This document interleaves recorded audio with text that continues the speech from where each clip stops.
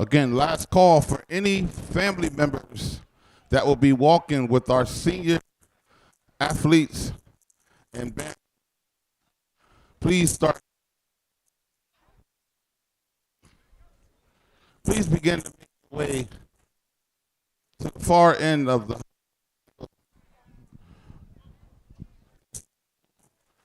testing 1 2. Please begin to make your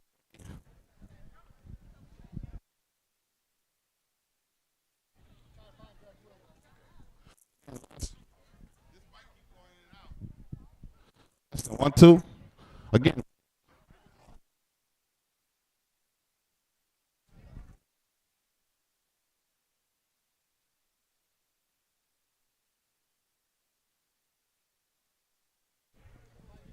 testing 1 2.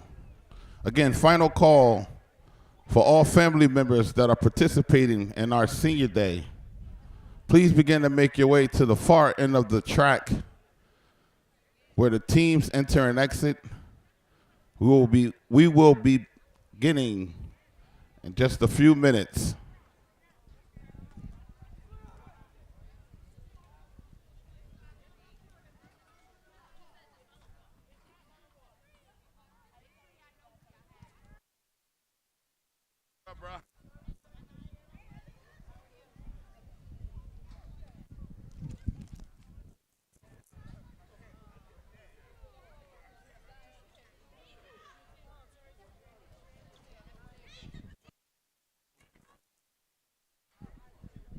Testing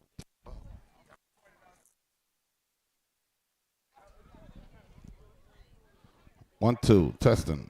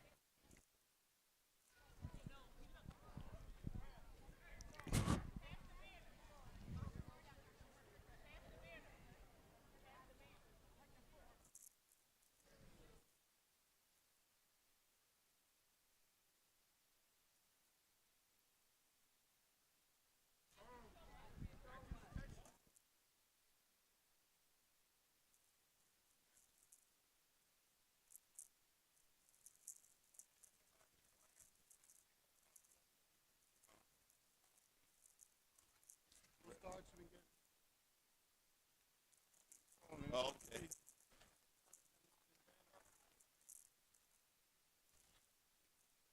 Go now? Or not?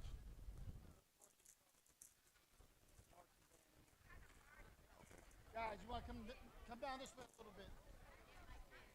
Guys, come Qua- down this way. Okay. Right here.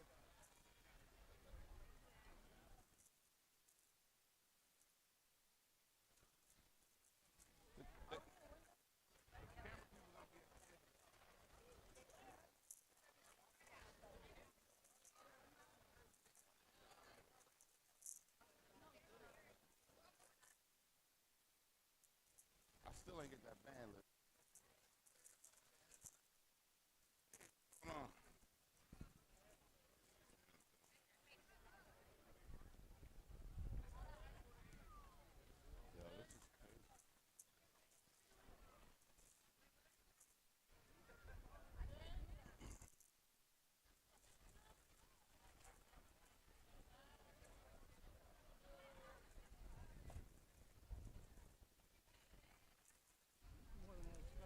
I know.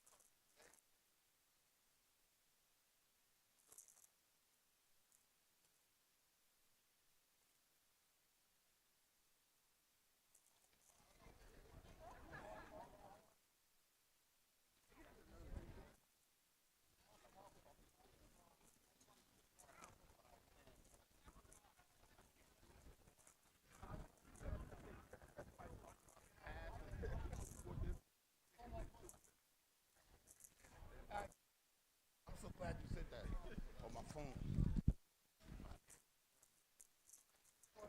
Stay down there and help with the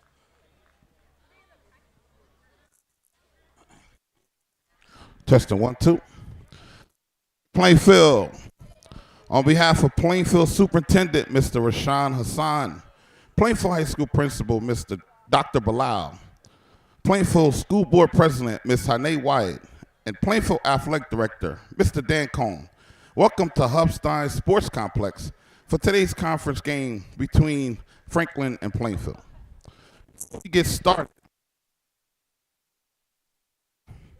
Before we get started, we would like to recognize and acknowledge some of our senior athletes and band members that are participating in their final scheduled home game for this football season. We're going to start with our senior football players. First up, number 77, Terrence T.J. Bellamy, being escorted by his parents and family, Terrence Sr., Tara Bellamy. He wants to major in criminal justice. Up next, number 66, Mana Ogosi. Mother Rosemary and brother Marvelous is escorting Mana. He likes arming and drawing to express himself. Wants to go to college for dual major of electrical engineering and forensic science. Up next, number 73, Juan Rhoda, being escorted by his parents, Amila Perez and Ezra Rhoda. Juan loves to play soccer.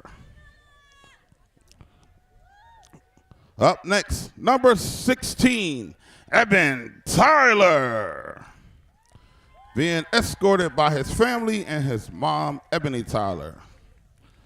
Eben likes to sleep.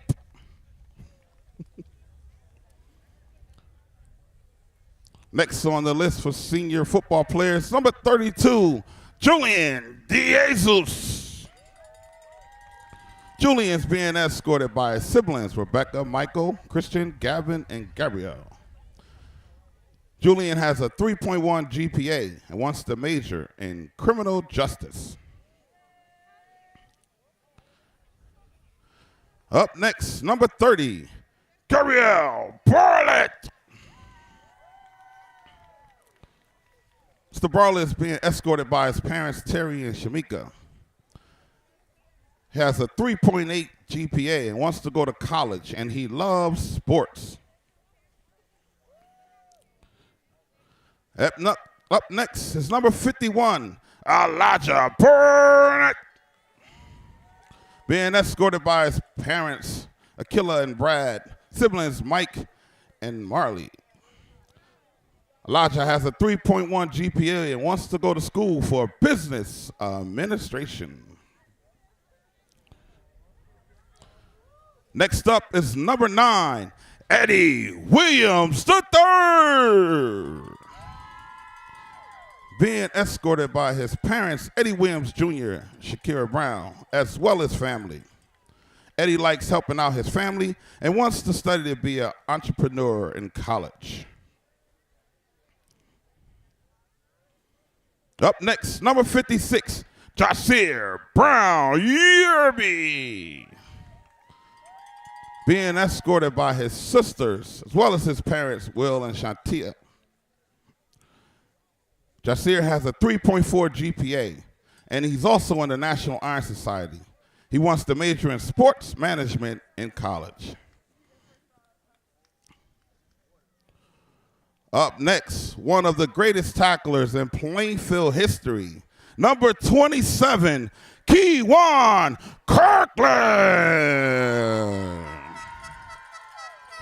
Keywan is being escorted by the Kirkland family. He has a 3.3 GPA and wants to go to college for business and real estate.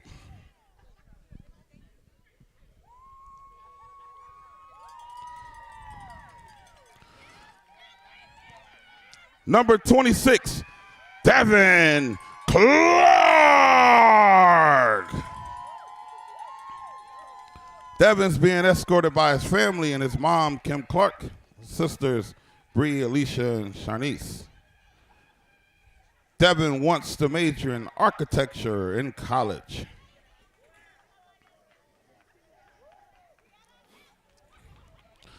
Up next, number 6, Yasir. Get busy. Wyatt. Being escorted by his mother, Danielle Wyatt, stepfather, Joseph QB Epps, and his grandmother, Nina Wyatt, and family. Yasir has a 3.8 GPA, wants to major in psychology. He is that dude.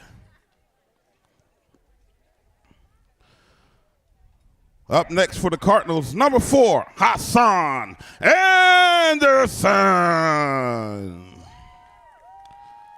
Hassan is being escorted by his parents, Ronaldo and Jamaica Anderson, as well as his family. Hassan is an athlete at heart.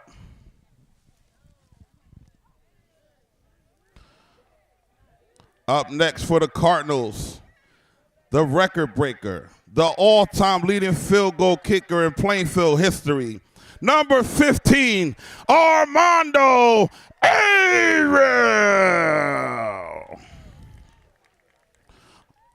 Armando's being escorted by his mother and grandmother, Natalie and Thornton Anderson. Armando has a 3.5 GPA, wants to attend a 4-year school for forensic science and psychology.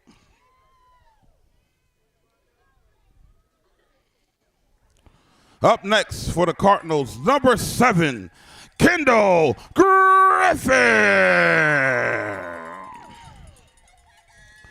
Kendall's being escorted down the track by his parents, Jamil Griffin, and his mom, Shaquille Benjamin, and family.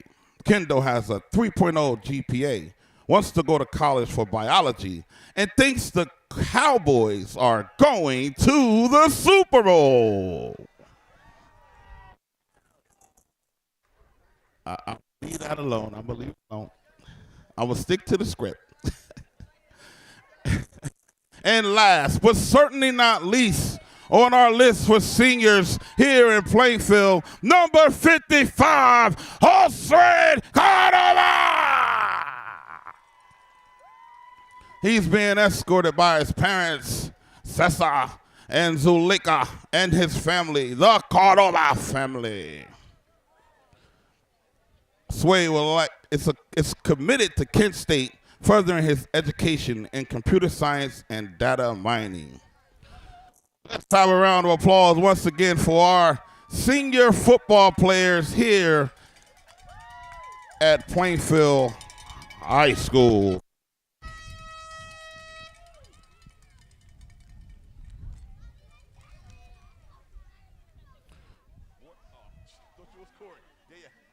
Cheerleaders?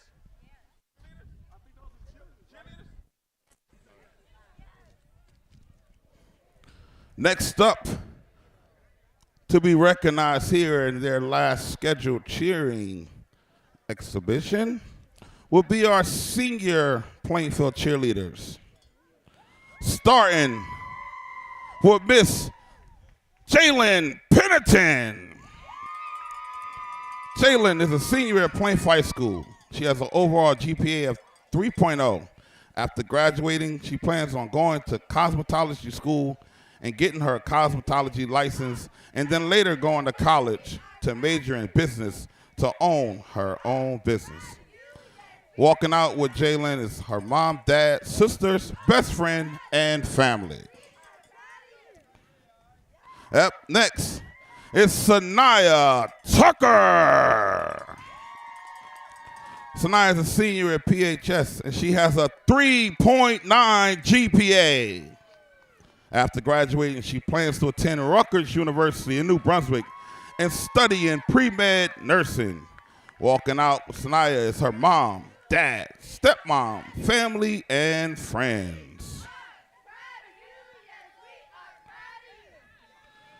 And last but certainly not least, the captain, Tori Ball. Miss Tori is a senior at Barack Obama Green Charter, and she has a 3.9 GPA. After graduation, she plans to study biology, pre-med, and become an OB/GYN. Walking out with Tori is her mom, dad, godfather, godmom, aunt, Layla, and friends. Okay. Yeah, he got it. This marching band.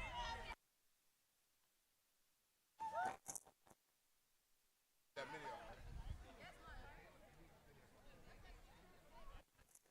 Up next is our senior band members.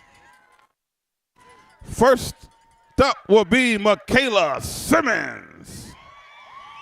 Michaela currently attends the Plainfield Academy for the Arts and Advanced Studies. She is being escorted by Regina Simmons, Tawanda Frazier, her aunts, and her best friend. She decided to audition to become an exquisite gem in the spring of 2022 and fell in love with the band after her favorite tune, Vice Versa, in rehearsal. After graduating, she plans to attend Norfolk State University and pursue a career as a CSI. She wants to give a special shout out to her family. Up next, Madison Toussaint. She's being escorted by Joseph Toussaint, her dad, and brother Jason Toussaint, and mom, Miss Coco. She decided to audition to become an exquisite gem in the spring of 2022 as well. Memorable experiences as a member of the band that she would cherish are the fun games and the barbecues on Saturday during band camp at Thanksgiving potluck. The band banquet, most certainly all of the pizza. After graduating, she plans to attend NYU. She would like to shout out her mom, her father, and her entire loving and supporting family. Up next, Alexis Mitchell. She is being escorted by her dad, Lamont Bonds, and her brother, as well as her sisters, Aaliyah, Sana, Shakira, and Heaven Douglas, the dance coaches. She's auditioned to become an exquisite gem in the spring of 2022. Some of her most memorable experiences includes the 2022 trip to Morgan State and the Thanksgiving potluck dinner. She plans to attend Bowie State University or North Carolina A&T or the U of Miami. She plans to major in business marketing and minor in psychology. Up next, Brianna Velasquez. She is being escorted by Martha Cardona, her mom, Christian Montano, her dad, Brian Lopez, her brother. She attends Plainfield High School.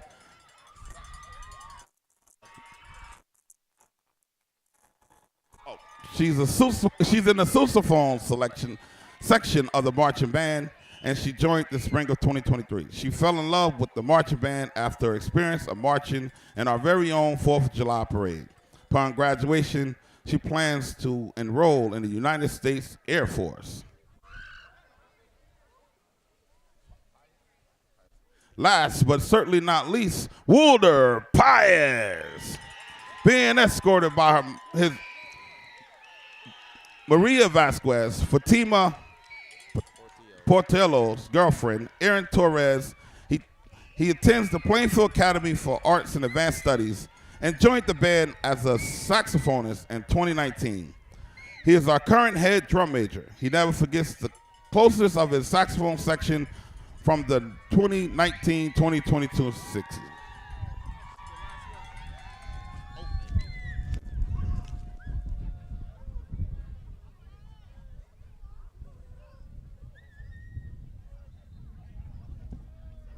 And we also have one. Oh, we also would like to acknowledge and recognize our, which is the water crew and our student trainer. The water crew is as follows: senior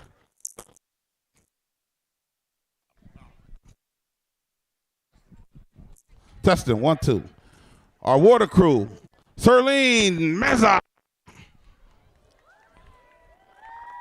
Charlene is being escorted by her mom and her sister, Christina Rojas and Anna Meza. She wants to go to college for nursing and registered nurse. Up next, Natalie Rosano. Miss Natalie's being escorted by her mother, Maritza Rasquez, Catherine and Isaac. Softball for Plainfield High School and wants to major in clinical psychology. Up next, Sarah Santana. Parents Junior and Mercedes Santana. She does nails and plays softball for the Plainfield High School and wants to major in cosmetology in college. And our senior trainer, Miss Ziana McGill. Ziana's being escorted down the Milk Campbell by our assistant athletic director, Mr. Court. Plainfield fans, we would like to thank you for participating senior day here at Hubstein. Go Cardinals.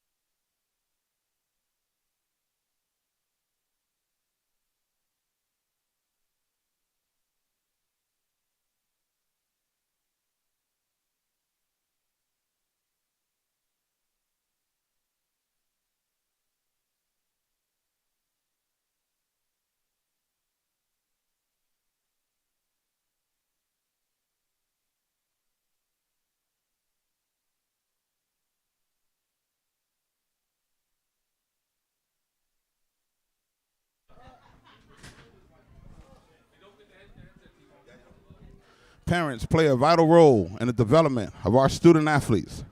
Therefore, be positive role models throughout your actions at all contests. Support the team as a whole. Show respect to everyone involved. Be respectful to all officiating decisions. Do not instruct players during contests. Praise student athletes in their attempts to improve themselves. Recognize and show appreciation for outstanding play for both teams. Gain an understanding and appreciation of rules of the contest. Talk to our coaches only at the appropriate times and place. And we ask that you please reinforce our training rules.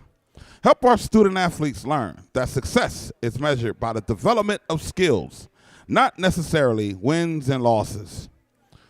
Remember, it is a privilege to attend a high school athletic contest. Pride, character, discipline, and win the Plainfield High School way.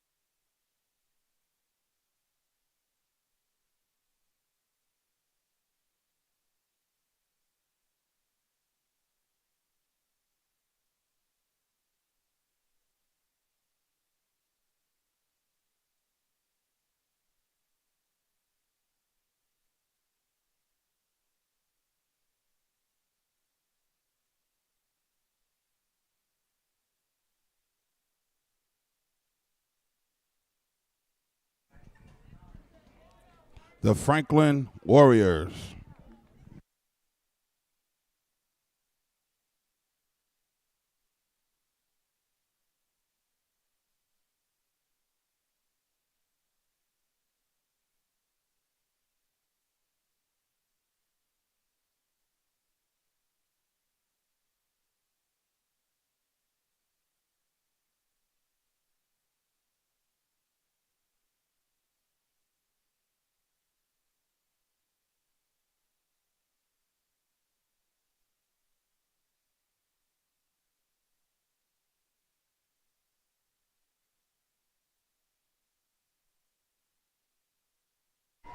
Here come the Cardinals.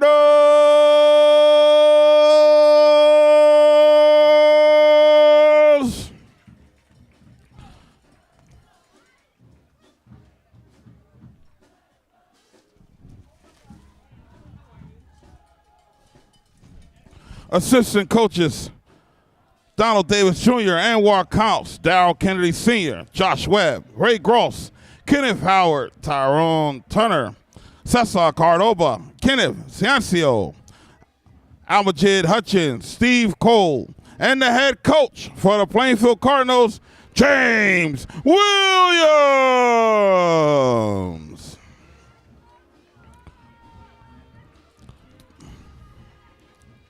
Today's officials are Clock Louis Capozilli, Side Judge Joe Baldwin, Field Judge Brian Scipio, Line Judge Jim Darcy, Down Judge William Barbio, Umpire George Benos, Referee Paul Rizzuso.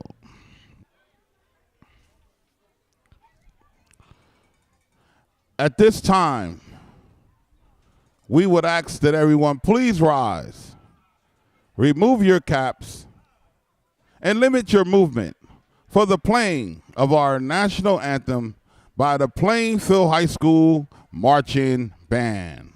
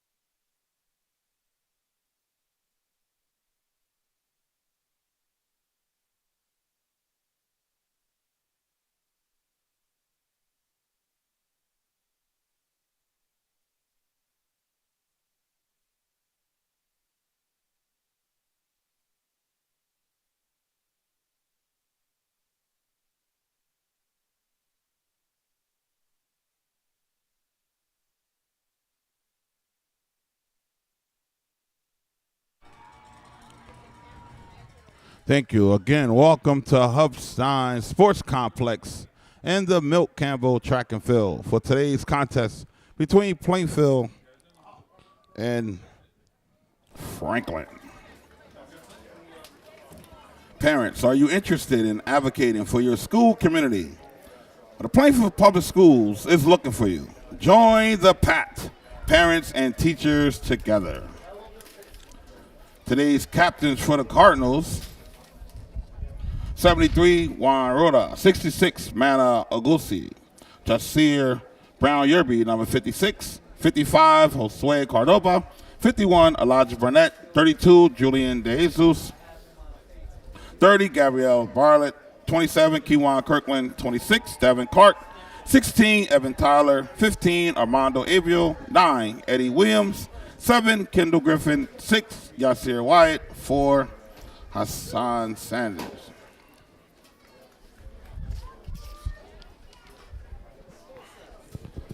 I'd like to welcome you all to our feed, the YouTube feed for the Plainfield Public Schools for today's contest between Franklin and Plainfield. Plainfield comes into the contest with a record of 5-2 after defeating Monroe last week.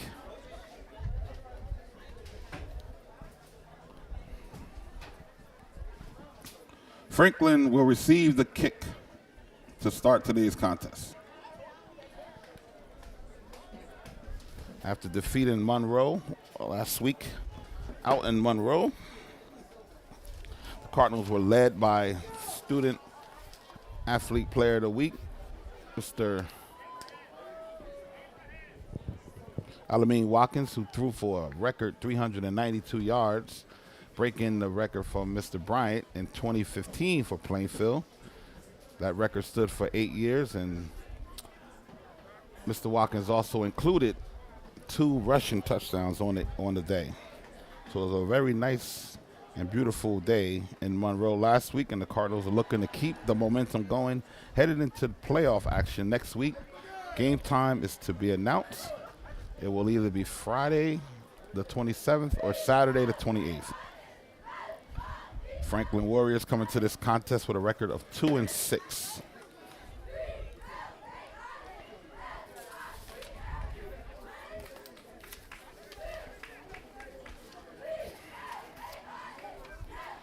I hope you guys were able to watch our senior day activities. It was by far the largest participating senior day that I've ever participated in my 20 years of announcing.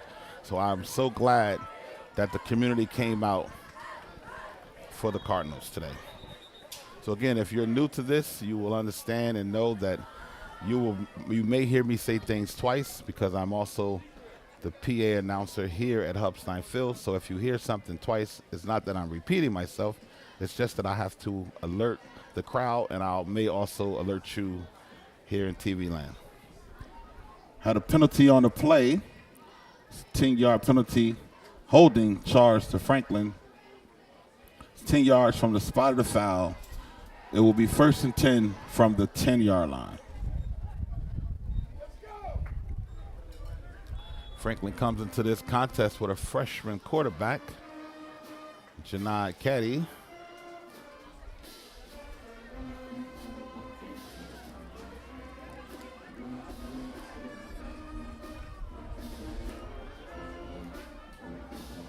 Ball's ran by the 22. That's a tackle for the Cardinals. Runner tackled, loss of 5 on the play. Tackle by Eddie Williams. 2nd and 15 for Franklin.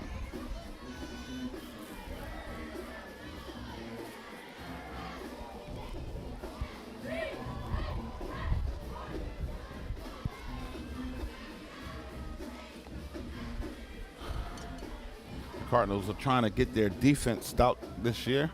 Actually, Caddy is lined up at wide receiver. I'm corrected. I thought he was playing quarterback, but maybe that's just this possession. Ball carried by the Franklin running back. Gain of 6 on the play brings up a third and 9 for the Warriors.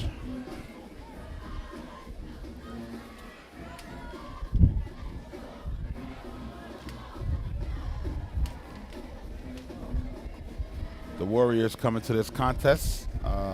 They defeated East Brunswick on the year and also New Brunswick.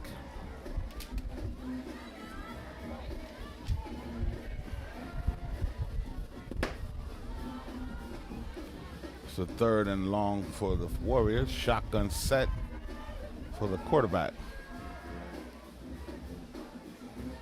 Motion man. Turns upfield. Nowhere to throw the ball. He just throws it out of bounds and hits the cheerleader.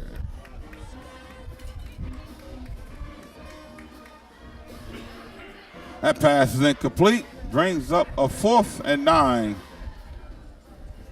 for the Warriors. Looks like Etania E.J. Brown back to receive this kick for the Cardinals. Yes, number 13.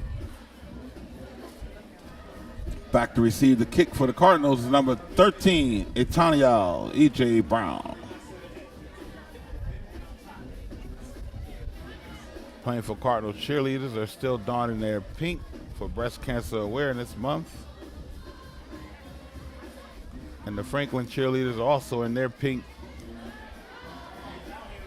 ribbons.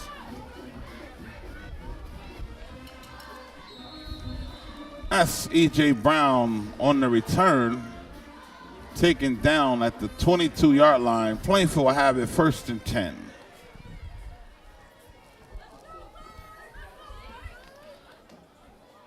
Again, the Cardinals have a multi-quarterback package. Sometimes we have sophomore Kamai Lowry. Sometimes we have our record-setting quarterback, Mr. Alameda Watkins. Had a penalty marker on the play. Holding charge to Franklin. That would be a 10-yard penalty from the spot of the foul. It will remain 4th down. So Coach Williams elected to have Franklin re-kick to play the field possession game.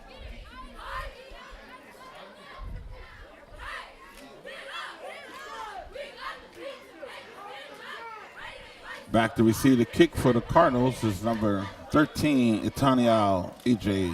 Brown.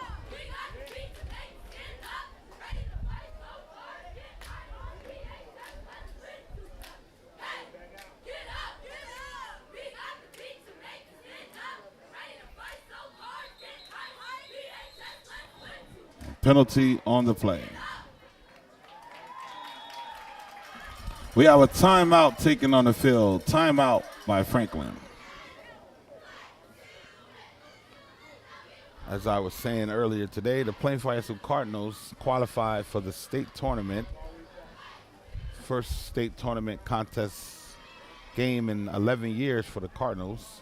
And the first home game will take place next weekend. Again, either Friday night or Saturday at 1 o'clock. That is to be announced. It will be here at Hubstein Field. Opponent to be announced. It looks like the Cardinals will most likely be the 4 seed in the North 1 or North 2 bracket. The NJSIAA updated their playoff scenario, so now each group will play down to 1 champion. So with that being said, the top 16 teams make the tournament, and then they're broken into 2 8 bracketed teams. Oh, that ball. Touchdown, Plainfield. Ball recovered in the end zone by the Cardinals, giving the Cardinals a touchdown. I believe that's number 13, EJ, that scored that touchdown. Lining up the kick for the Cardinals is Armando Averill. Coming into the season, only missing 2 extra points, and both of them were bad snaps. I hope I didn't jinx him. The extra point is up, and it's good. Making our score, Plainfield 7, Franklin 0. 9:50 to go here in the first quarter. 50-50 tickets are out, fans. 50-50 tickets are out. Please support the Plainfield Booster Club. 50-50 tickets. Please support the 50-50 raffle.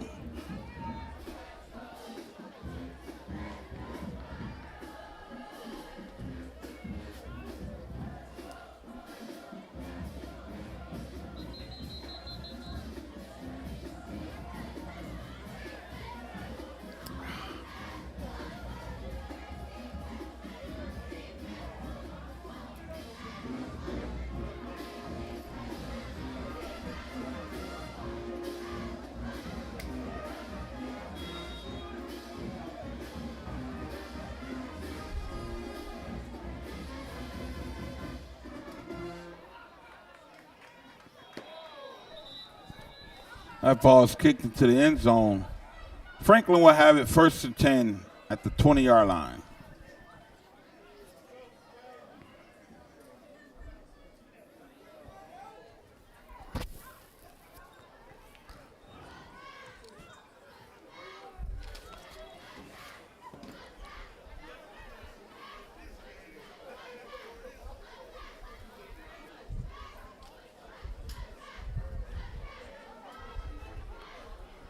Franklin takes over 1st and 10 from the 20-yard line. Shotgun set. 4 wide receivers, 1 back. Ball's given to the running back up the middle. Tackled immediately by the Cardinals. Running backs tackled in the backfield. Tackled by the junior Darren Hester, number 52.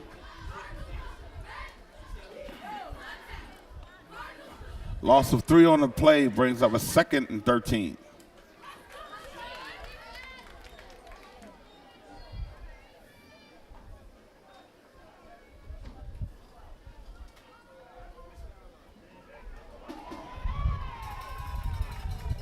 That pass is complete. Completed pass. Tackled by Taniel.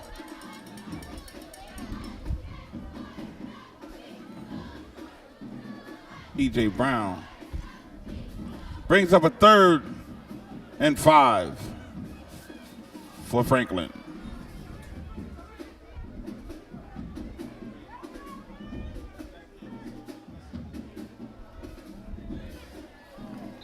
That pass is incomplete.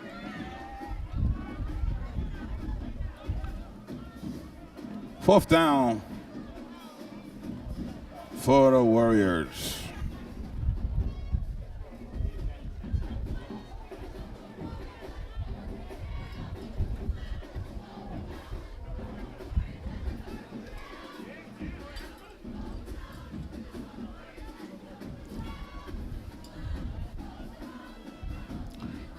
Joel Cordova back to receive the kick for the Cardinals.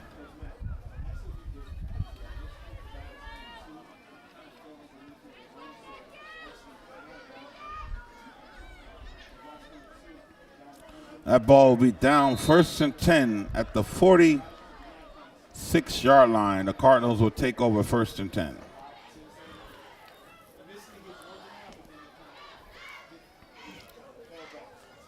Cardinals looking to take their first snap here at Holstein, leading 6-0 after a kick was, I don't want to say blocked. It looks like it went into the back of one of the Franklin players, and it was in the end zone, and it was recovered by the Cardinals.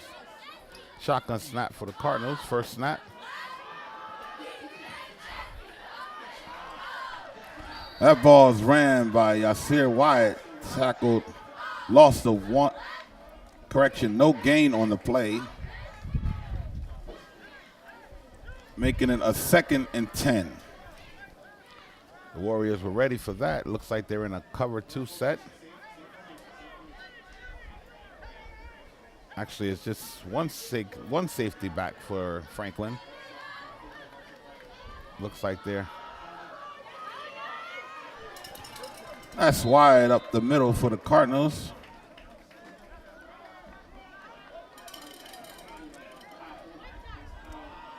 Gain of 9 on the play brings up a 3rd and 1.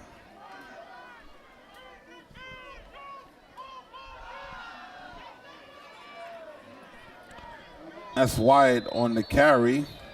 Penalty markers on the play. Holding charge to the Cardinals.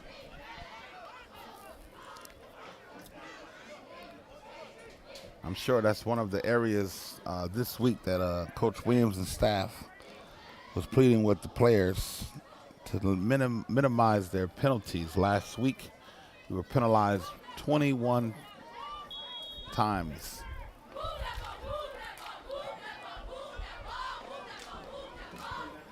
So that was the first penalty for today's contest.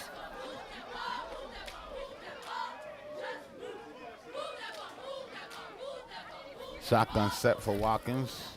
Wyatt in the backfield.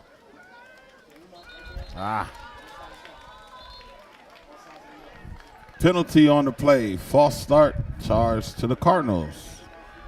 It's a 5-yard penalty. It will remain 3rd down.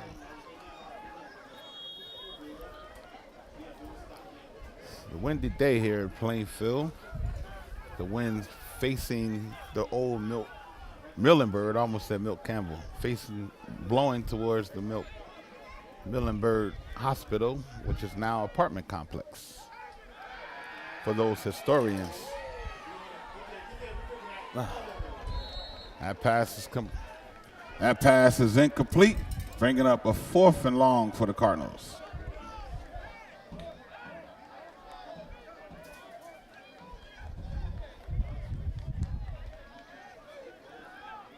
Cardinals started slow last week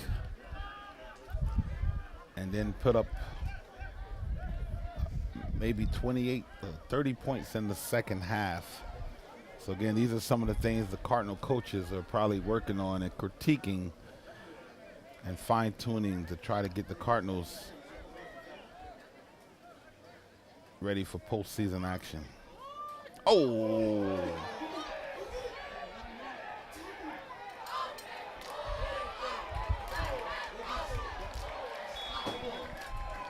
That snap went over the Cardinals' head, over the punter's head, correction, and Franklin will take over 1st and 10, back at the Cardinals' 10-yard line, correction, 8-yard line.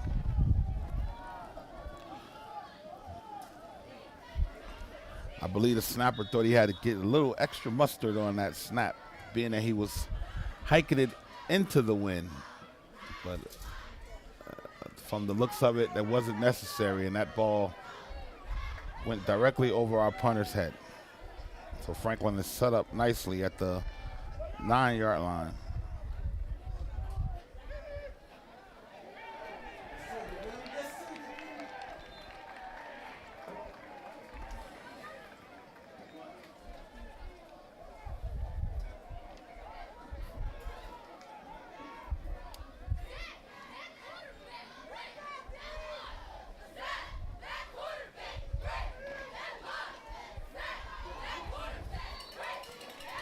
Runner stopped at the 1-yard line.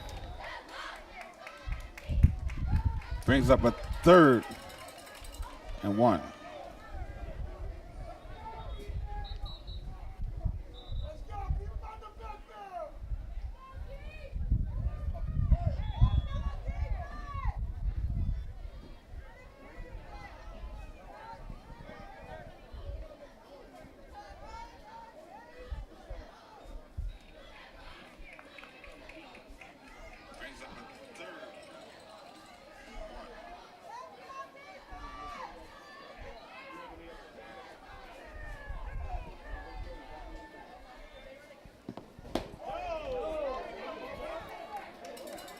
That runner is stopped.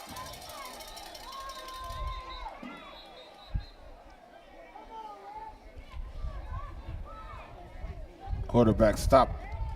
Lost a 1 on the play. Brings up a 4th and goal.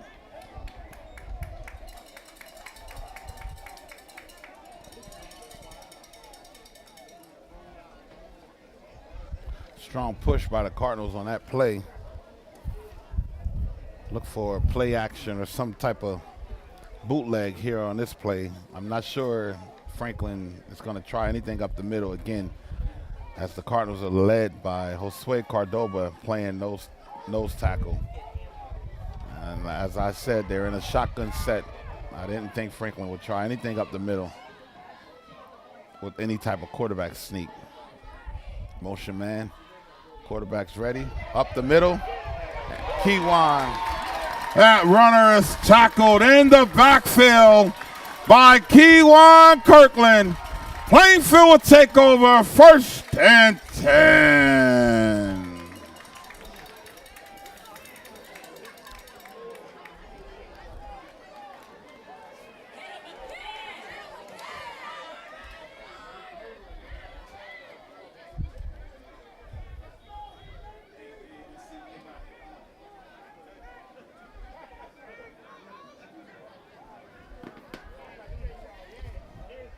Cardinals are lined up 1st and 10 from the 8-yard line.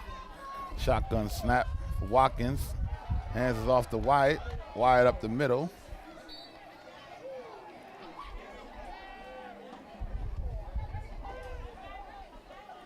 Picking up the Powell. It's Wyatt up the middle. Gain of about 4 on the play. Brings up a 2nd and 6.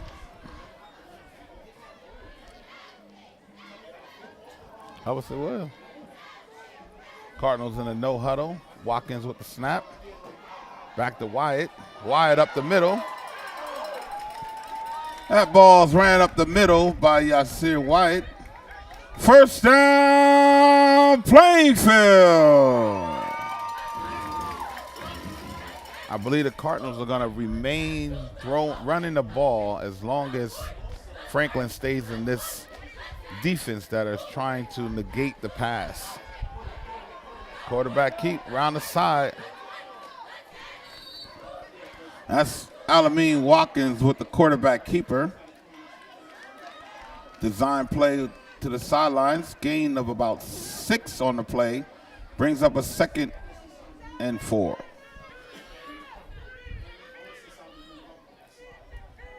Cardinals offense is moving fast. Penalty on the play. Penalty marker on the play. The Cardinals' 3rd penalty of the first quarter. I'm sure Coach Williams is going to be livid at halftime if this continues.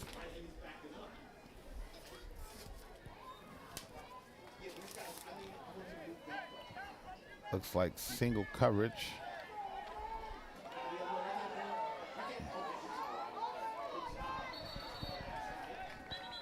That's Yasir Wyatt on the carry for the Cardinals. Tackled by a host of Warriors, led by number 3, Elijah Cullen. 3rd and long for the Cardinals.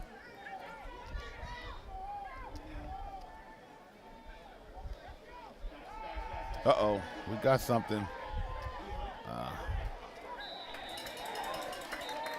That pass is incomplete. We have a penalty marker on the play.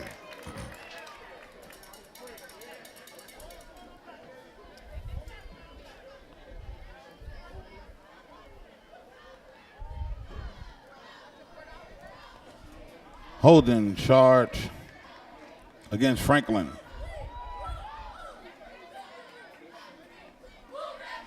It's a 15-yard penalty. First down, Plainfield. Correction, 10-yard penalty.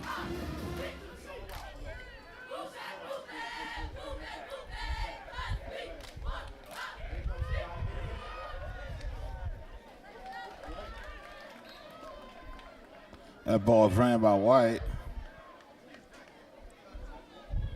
Gain of 1 on the play. Correction, gain of 2 on the play brings up a 2nd and 8.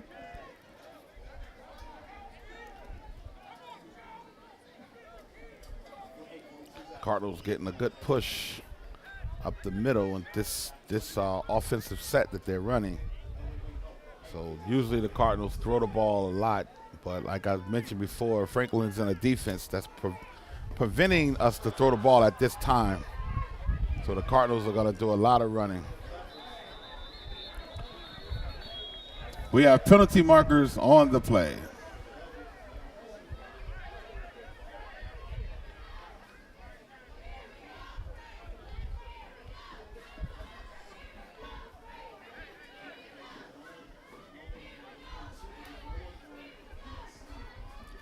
Call looks like it's going to be on against the Cardinals.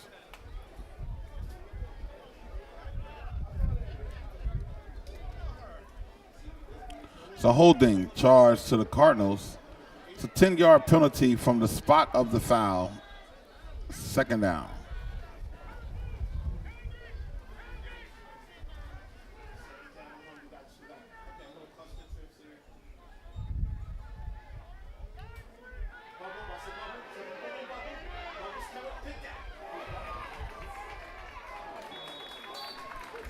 That pass is complete to Al-Kabir Bethune.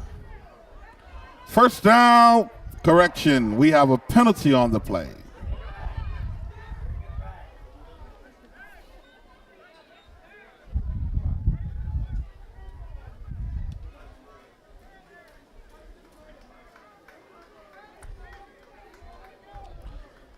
It's a 10-yard penalty from the spot of the foul. It will remain 2nd down.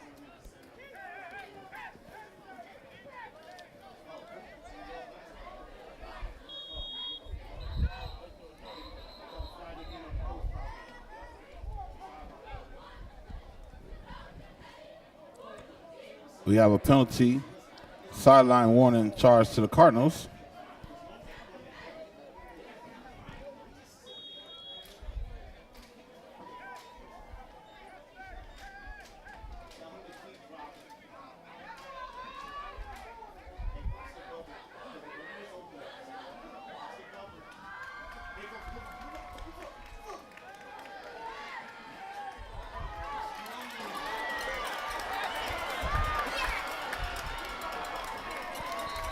That pass is complete. The Cardinals to Joel Cordoba. First down, Plainfield. The Cardinals with a beautiful screenplay set up nicely by the quarterback. Drew the defense in, then threw the ball over their head to the wide receiver for a first down.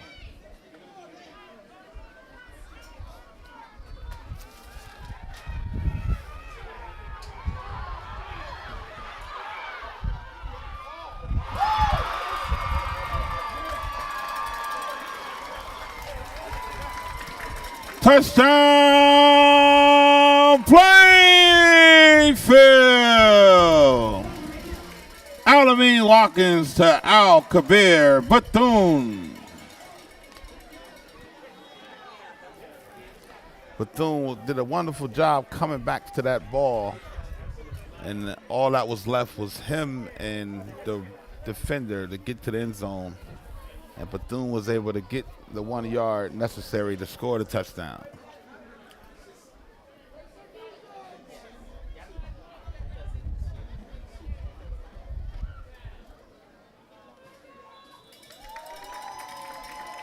The extra point is up, and it's good, making our score 14-7. 1 minute, 11 seconds to go here in the first quarter.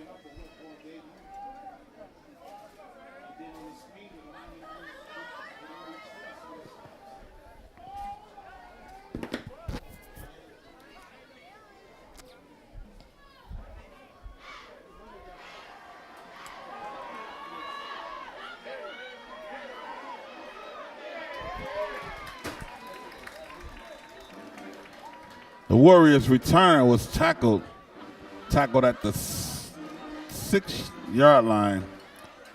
Franklin would take over 1st and 10.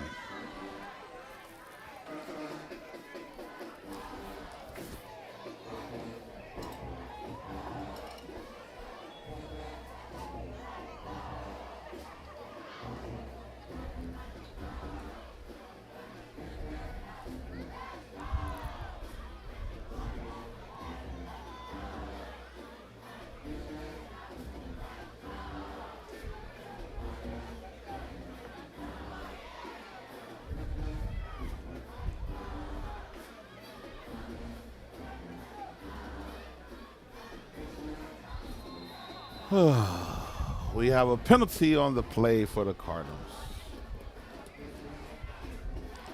Penalty on a play, offsides charge to the Cardinals. It's a 5-yard penalty. It will remain first down.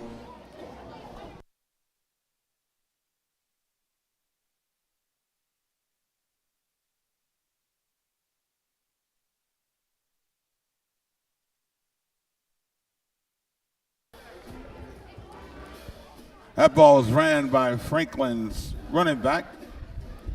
First down, Warriors. Gain of 6 on the play.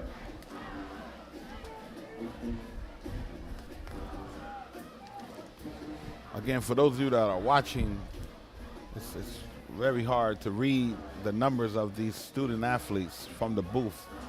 And unfortunately, I do not have a spotter. Therefore, you rarely will hear names called on the tackle or the run.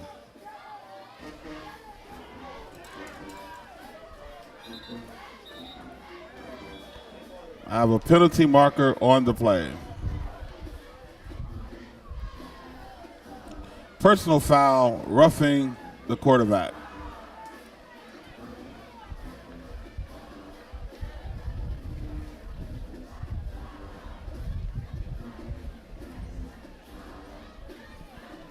That's a 15-yard penalty, first down, Warriors.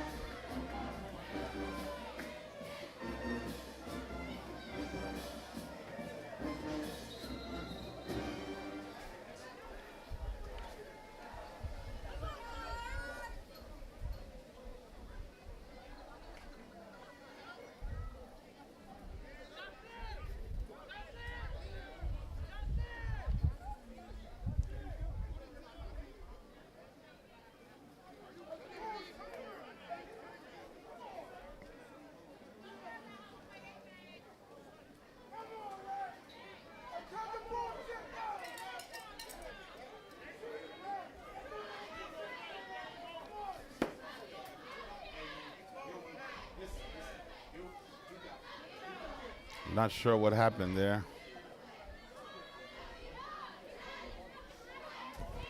What? Yeah, I don't know why. Yeah. Something with his shirt, maybe? I don't know.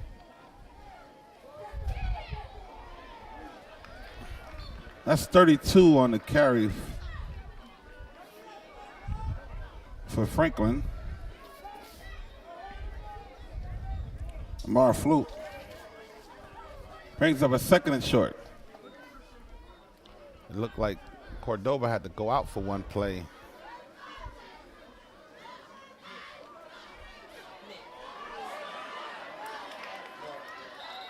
Oh my God, Kiwan.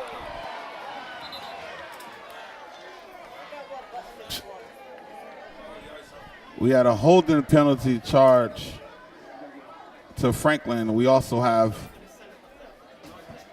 another penalty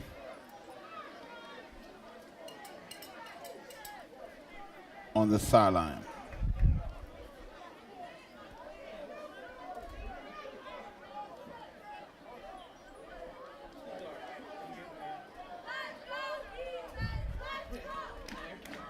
After the play, personal foul charge to the Cardinals.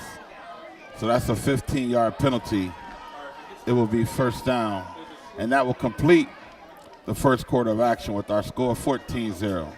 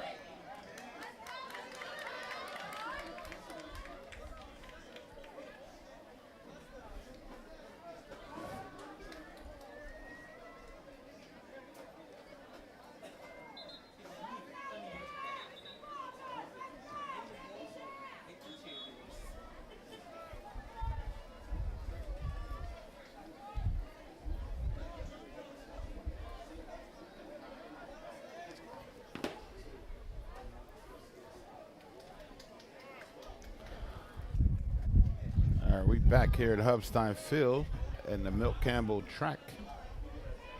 Plainfield leading 14-0 over the Franklin Warriors. Franklin comes to the contest with a record of 2-6. Cardinals 5-2.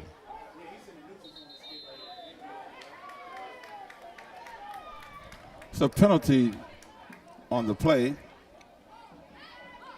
False start charge to Franklin. It's a 5-yard penalty. It will remain first down.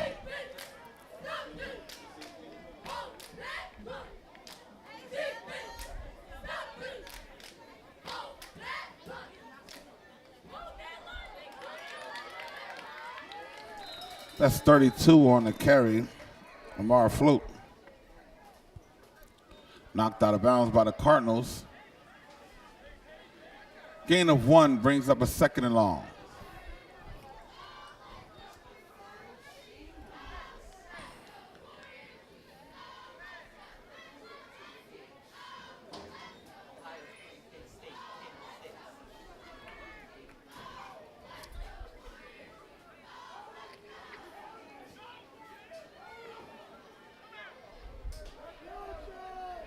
So you guys are aware the annual Thanksgiving game will take place on Thanksgiving Day, 11 a.m. kick here at Hubstein Field. The game will be in Plainfield.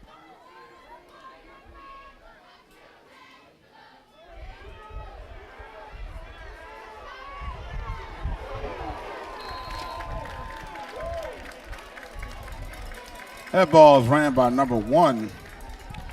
Keon James, tackled in the backfield by Joel Cordova.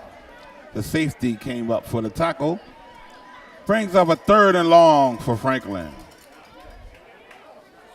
Yeah, it's one thing that the benefit the Cardinals have over other teams. Most teams are not used to playing on grass. The Cardinals still have their grass turf, their grass field. However, next year, all indications are that we will be installing turf here at Hubstein Field. But most of these teams that come in here, as I always remember last year, when a team from North Bergen said this was their first game on grass in over 8 years. The coach was saying as long as he's been coaching at North Bergen, they've never played on grass.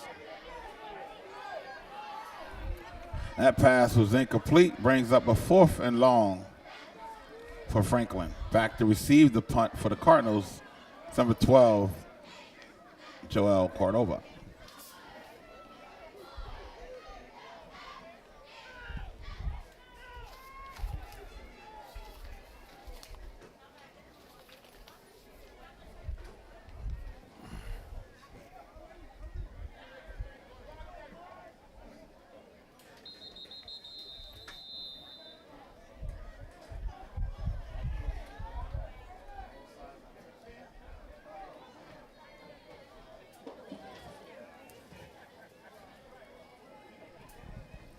So penalty marker charged against the Cardinals.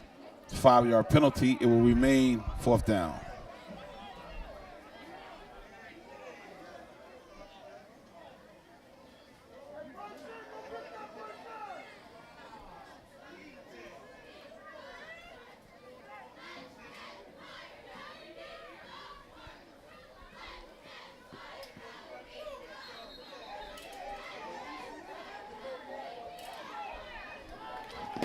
Penalty marker on the play. False start charged to Franklin.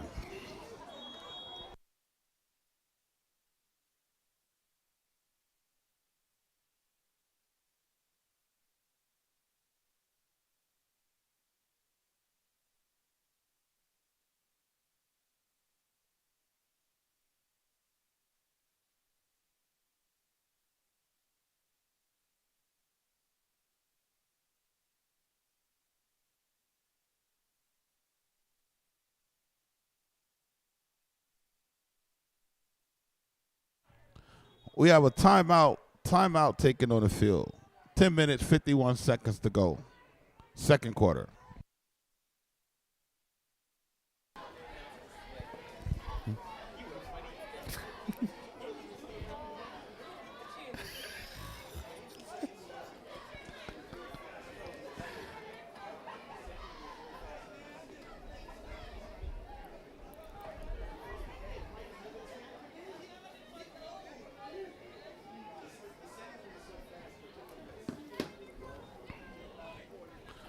Timeout taken on the field. This is Franklin's last scheduled contest for the season. I did not look at the stats to see if they qualify, the standings I should say, to see if they qualify for the regional tournament. It's usually again, like I mentioned, the first 16 teams and then the next 8 teams qualify for the regional. Some teams can opt out of that game if they choose.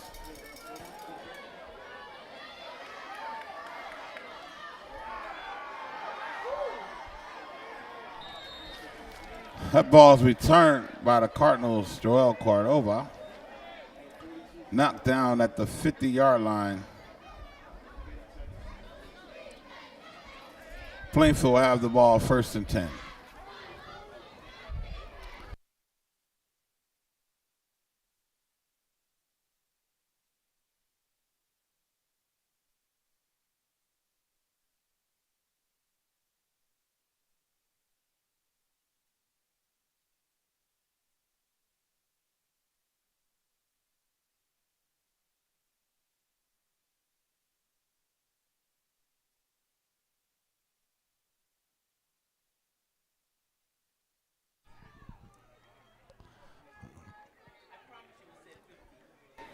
That ball is ran by number 6, Yasir Wyatt. Gain of 5 on the play brings up a 2nd and 5.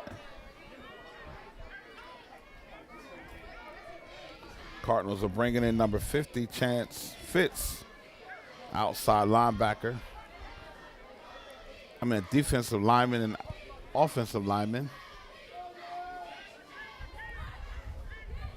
Single coverage. EJ to the outside. That ball is ran by number 13, Etoniel E.J. Brown. 1st down, Plainfield. That was Brown's first carry of the contest, who substituted in for Yasir Wyatt, our senior, who was out for a few games due to injury. Did a good job of filling in for the senior. EJ is only a junior who comes from a family of athletes. His mom's a track athlete in Jamaica. His sister's on full scholarship at Rutgers right now as we speak. That ball is ran by the quarterback, Alameen Watkins. Gain of about 3 on the play brings up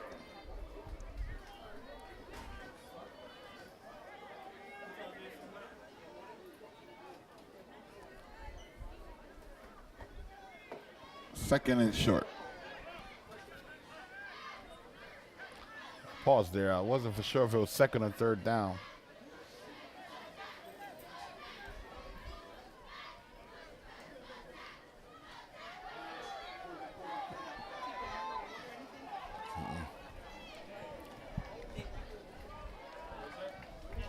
That ball was ran by the Cardinals, Alameen Watkins.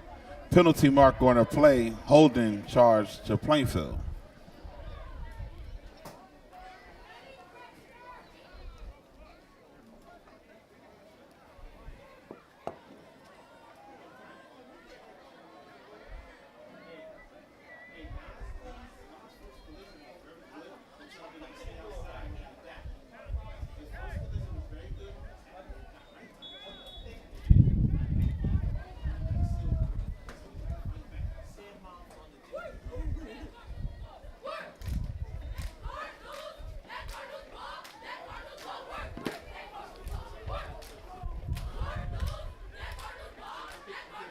Shotgun set for the Cardinals. Pitch. Oh, face mask. We got a face mask. We got it. We have a penalty marker on the play.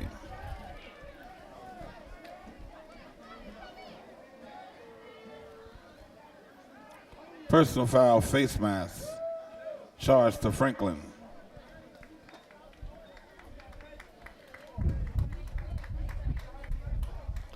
It's a 15-yard. It's a 15-yard penalty. 1st down, Cardinals.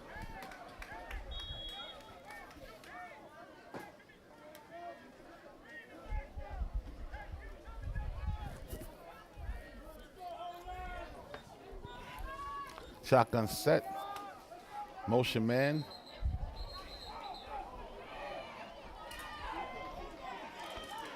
Penalty marker on the play.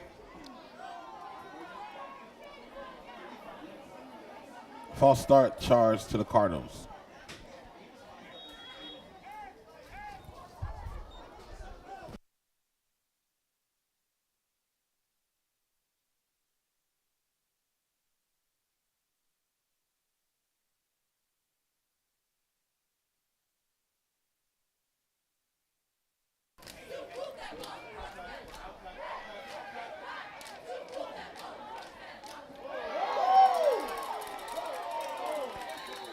That pass is complete.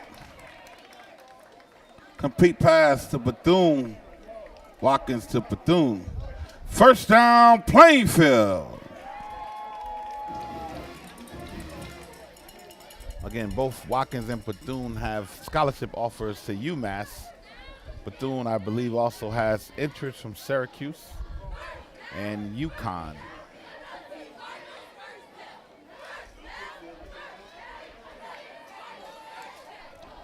Jasir Wyatt on the carry, number 6 for the Cardinals.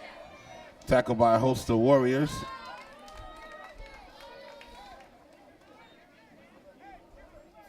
Brings up a 2nd and goal for the Cardinals.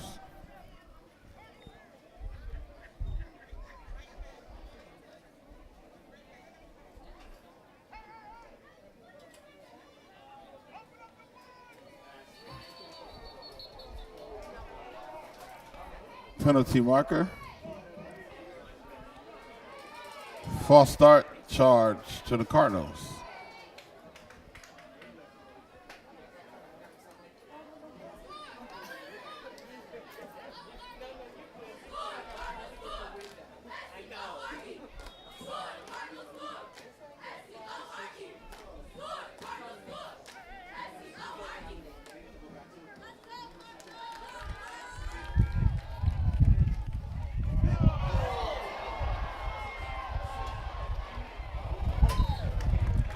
That pass was intercepted. Intercepted by number 15, Tasir Daniels, the freshman DB with the interception.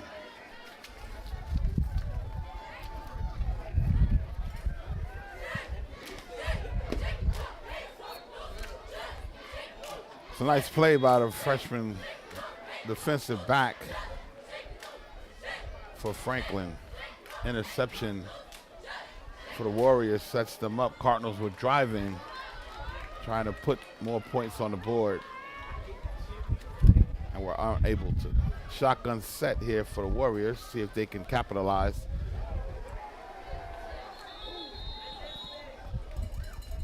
That ball is ran by number 32, Amar Flute. Loss of 4 on the play, brings up a 2nd and long.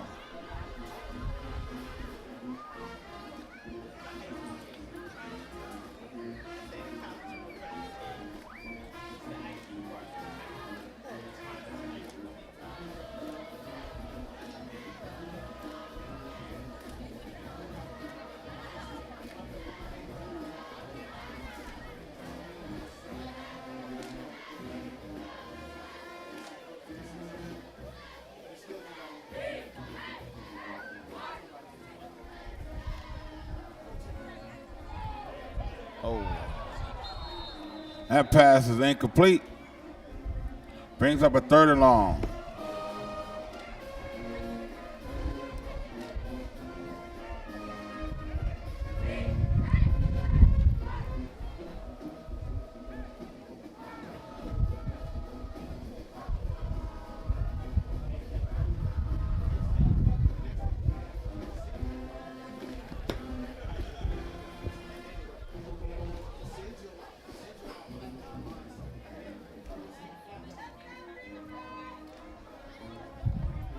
We have a 3rd and long set up for Franklin.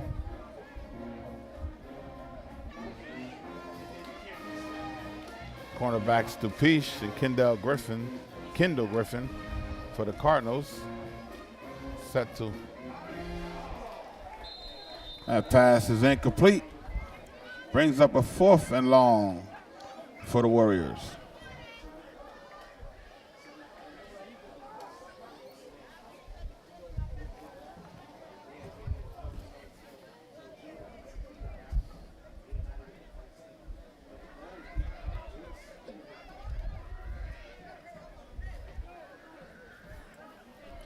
Back to receive the kick for the Cardinals, number 12, Joel Cordova.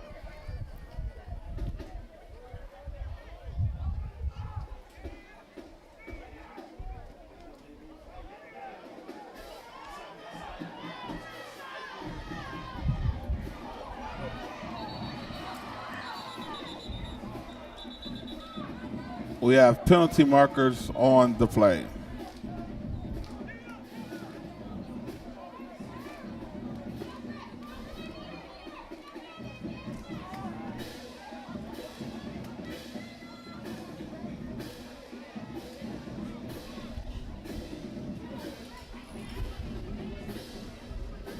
Holding charge to the Cardinals.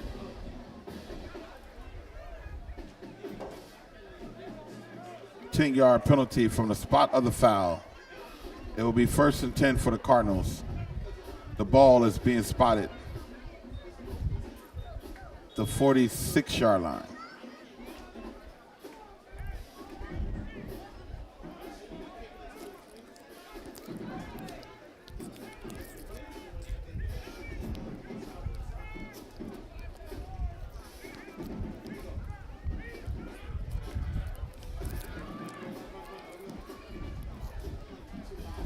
Jasir Wyatt on the carry for the Cardinals.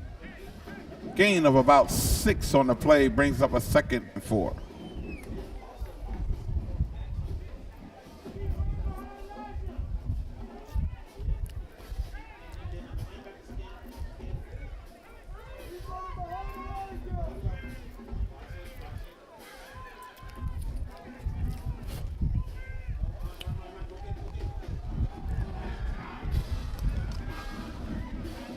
That's Jasir Wyatt on the carry. Tackled by a host of Warriors. Penalty on the play, holding charge to Plainfield.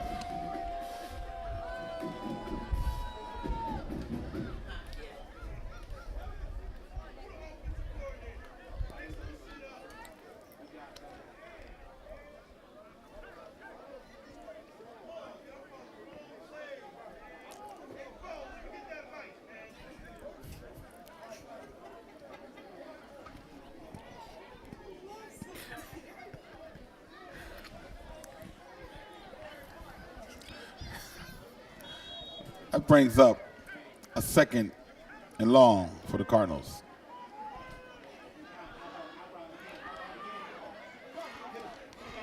Oh, watch the mud. Pass complete to Joel Cordova. Gain of about 9 on the play. Brings up a 3rd and long for the Cardinals.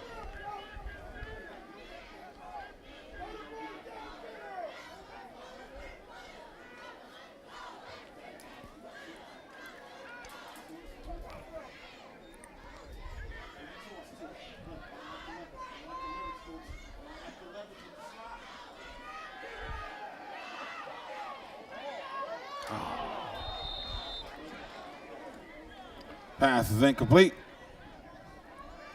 Brings up a 4th and long for the Cardinals.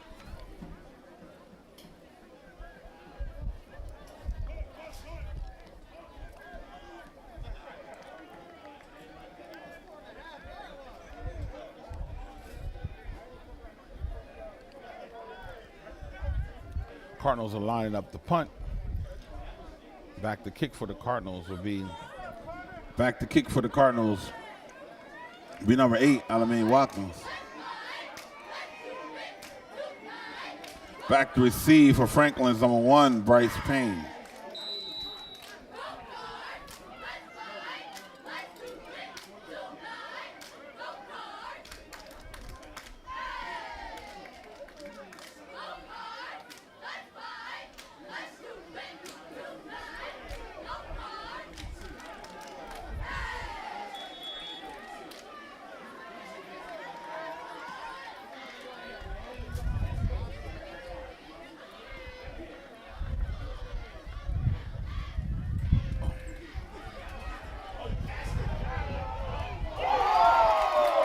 That pass is complete. Complete pass. to Joel Cordova. First down, Plainfield.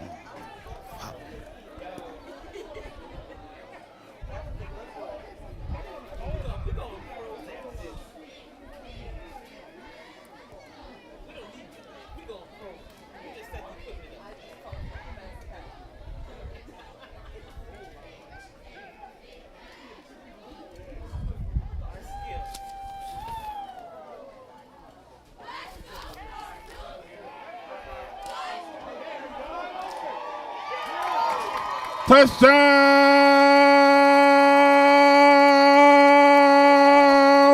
Plainfield. We have a penalty marker on the field.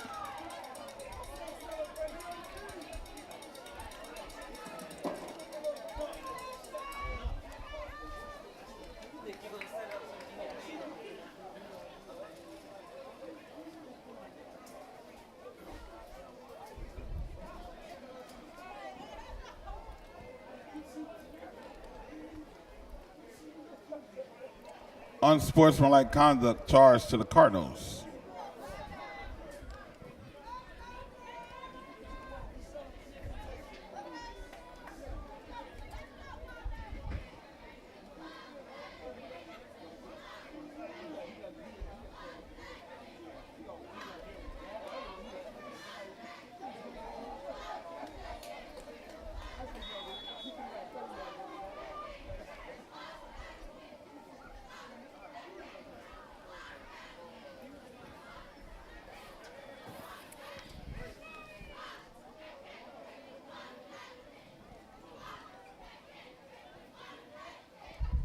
The extra point is up, and it's good, making our score 21-0. 4 minutes, 29 seconds to go here in the second quarter at the Hubstein Sports Complex and Milt Campbell Track.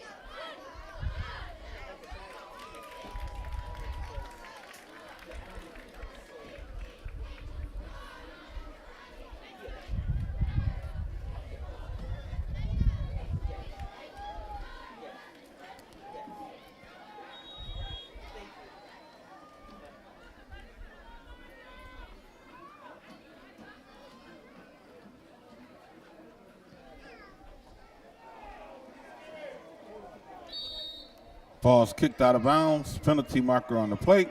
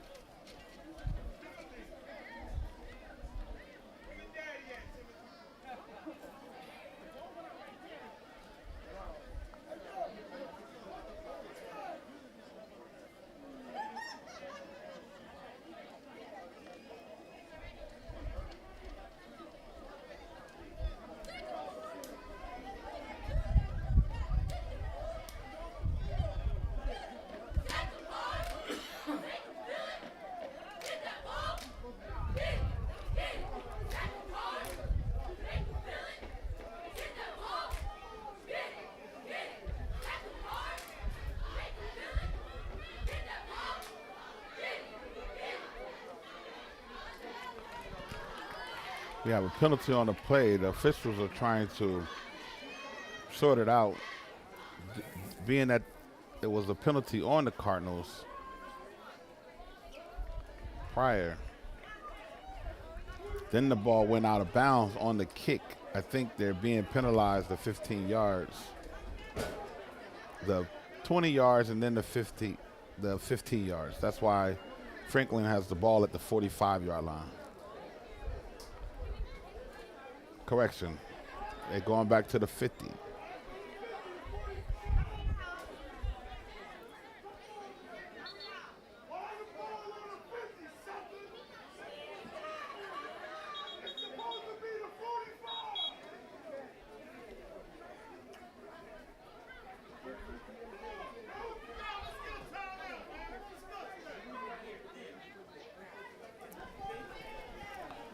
We have a lot of conversations going on the field as the officials try to sort things out. The ball was moved back to the 50-yard line.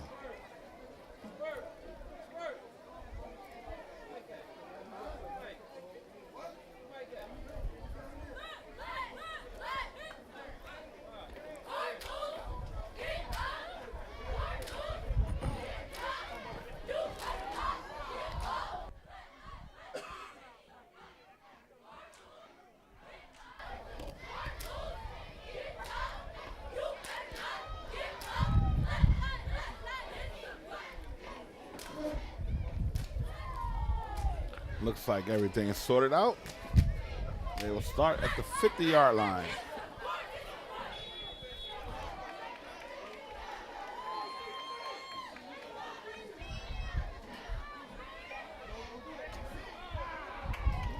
That pass is incomplete.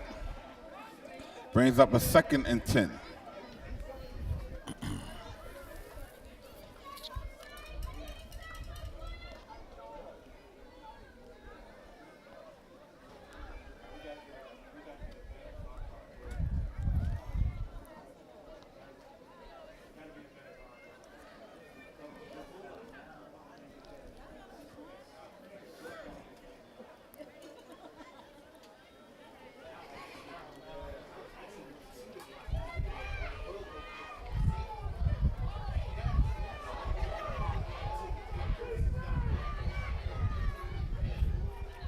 Second and long, shotgun set. Penalty markers on the play.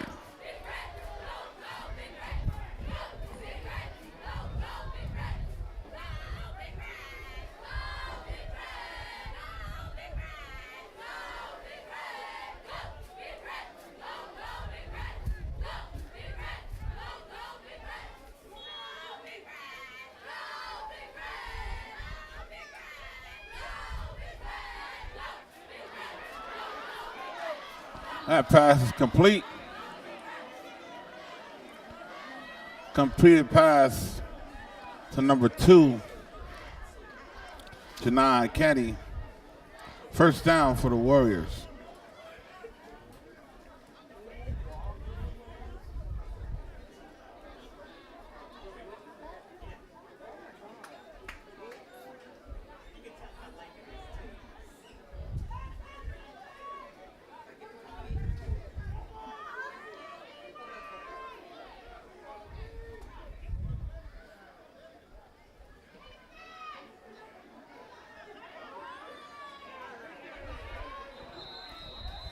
Pass is incomplete. Brings up a 2nd and 10 for the Warriors.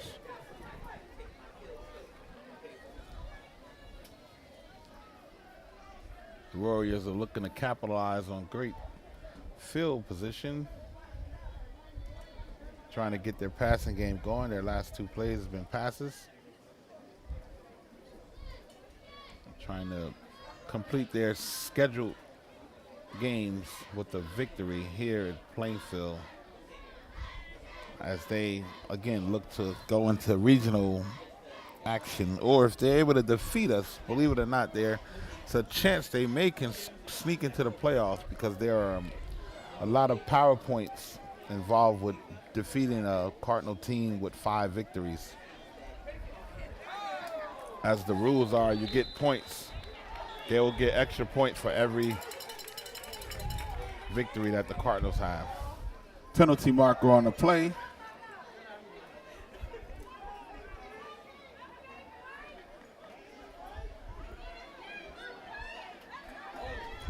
Holding penalty. Charge to Franklin. That's 10 yards from the spot of the foul. It will remain second down.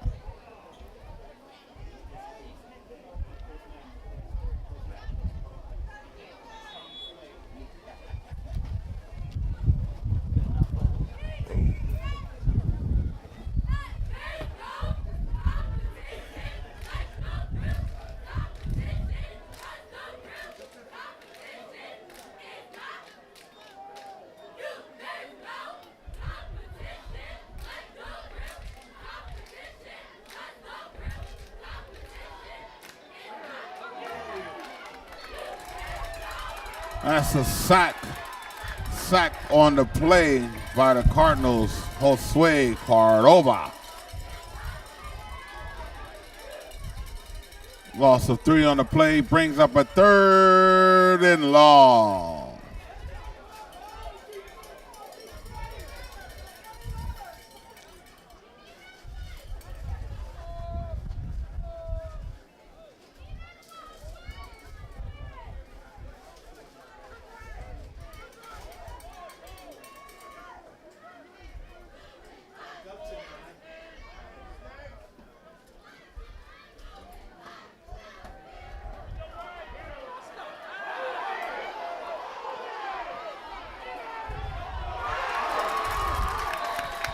That pass is intercepted. We have penalty markers on the play.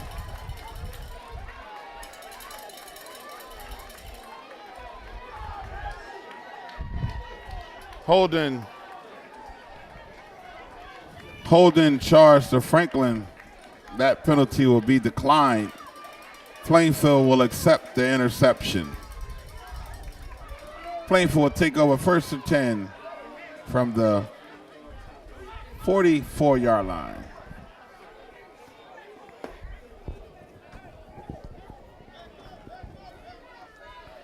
Cardinals will take over 1st and 10, 44-yard line.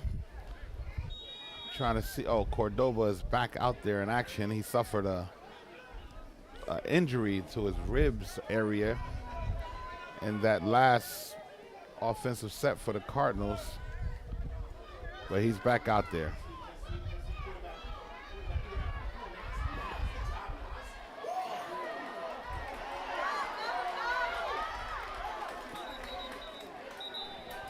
That ball is ran by Watkins, quarterback keeper. However, we have penalties on the play. We also have an injured player on the field.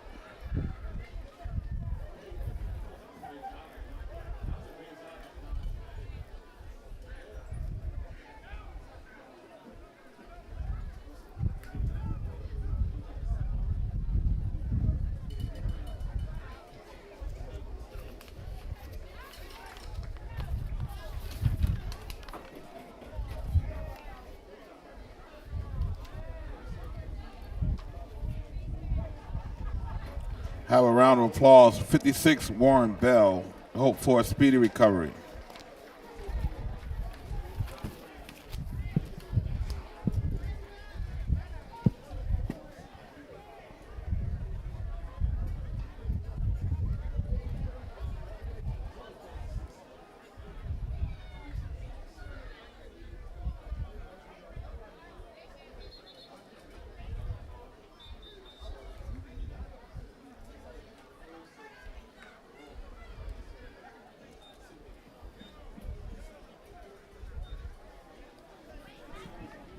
A penalty was assessed to the Cardinals,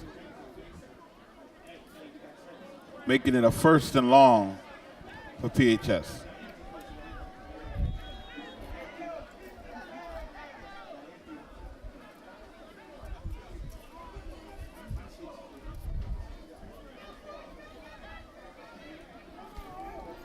Shotgun set for Watkins.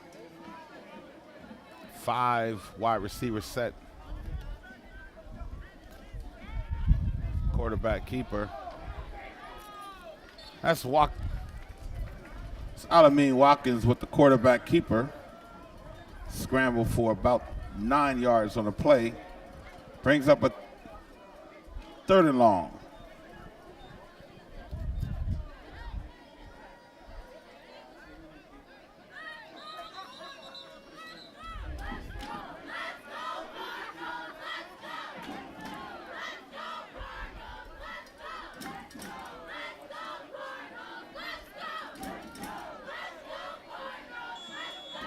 Correction, second and long.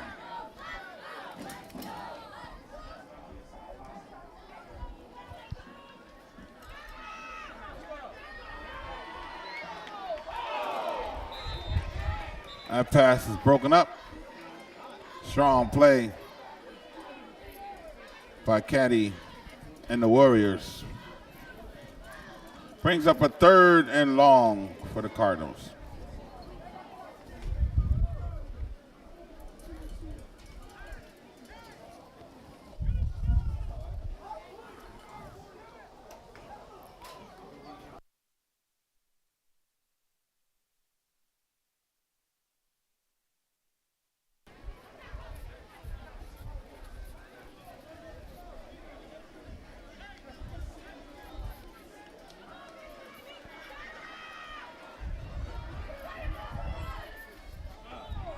Pass is incomplete.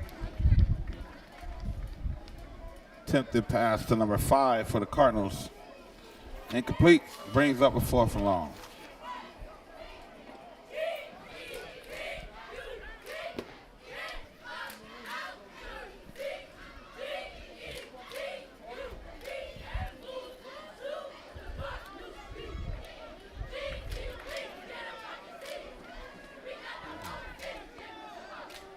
It's Watkins lining up for the kick. Last time the Cardinals did a trick play, I don't anticipate that this time. Watkins kicking into the wind. Oh, right into the water. That ball's kicked out of bounds. Franklin will take over first and 10.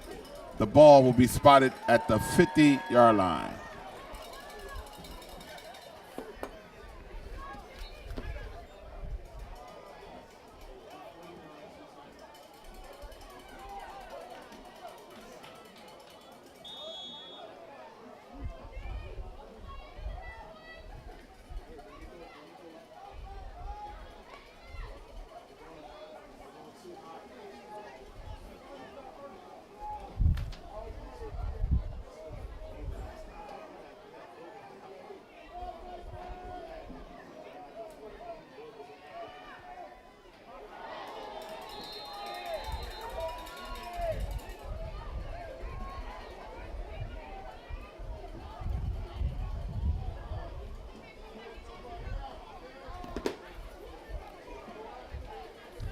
Pass was incomplete. Brings up a second and 10.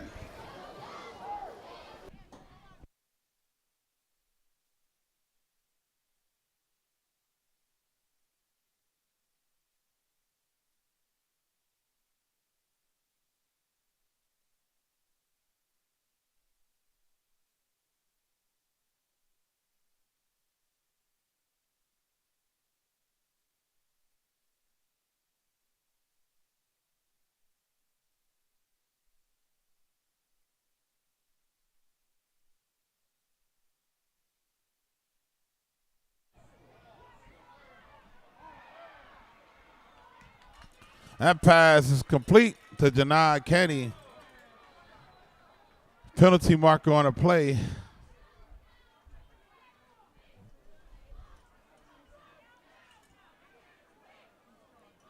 We have an injured player on the field.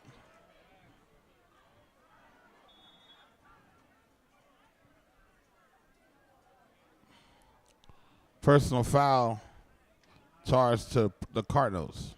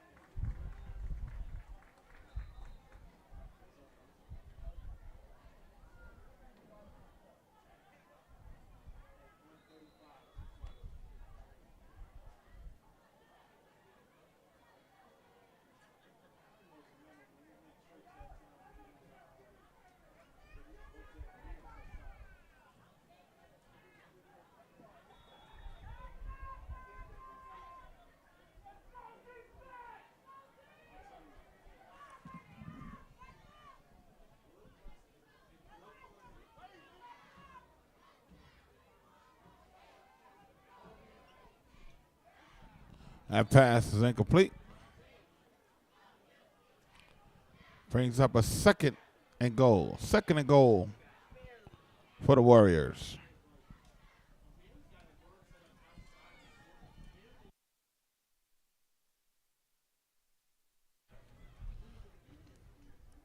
Fans, stick around for your halftime entertainment by the Plainfield High School Marching Band.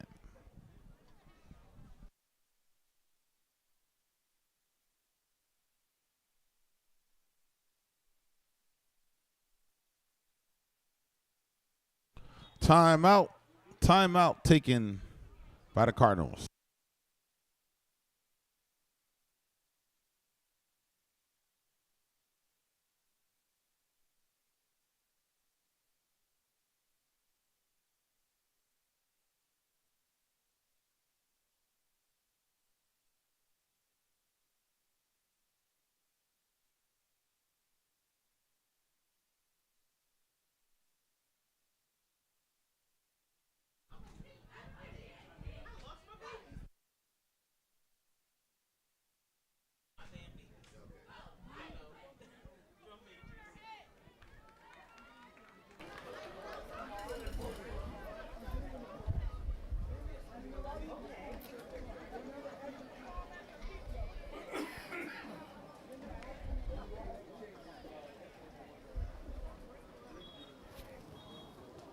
Again, our halftime festivities will be the Plainfield High School Marching Band, the Beasts of the Northeast, who will be taking the Hubstein Field in 1 minute and 18 seconds. So the feed will remain open and live, so you guys will be able to watch it in YouTube land.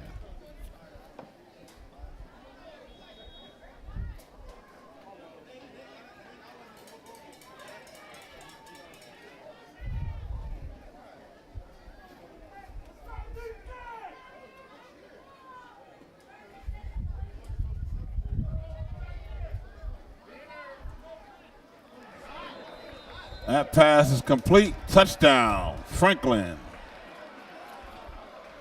Touchdown to number 6, Amir Glover.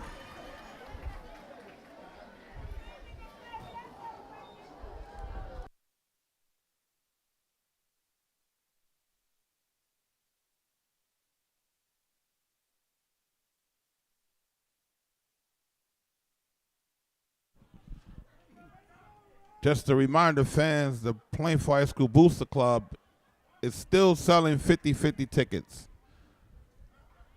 You still have the opportunity to support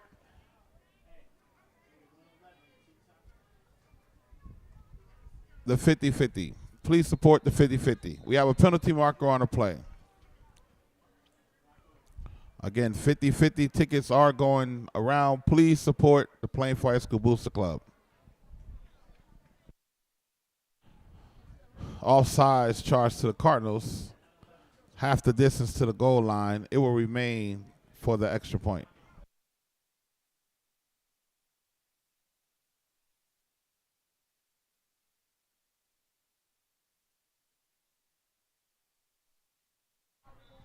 Extra point is up, and it's good, making our score 21-7, 1 minute, 11 seconds to go here in the second quarter.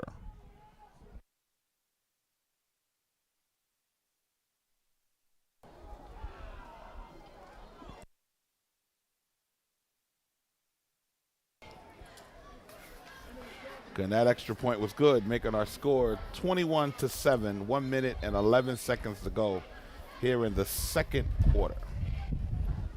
Plainfield versus Franklin. Again, the Cardinals will be in action next weekend, either the 27th or the 28th. Game time to be announced.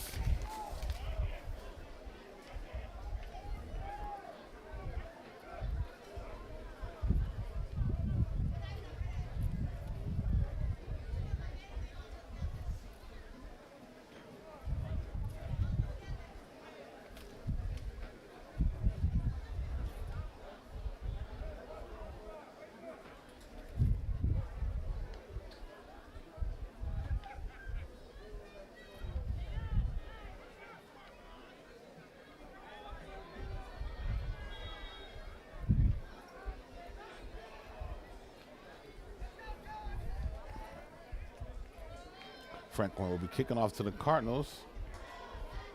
He kicks it to Wyatt. Uh-oh. Correction, that's EJ. Oh!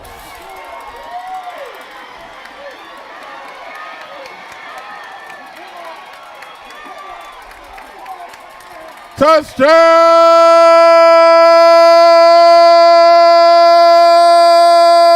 Plainfield!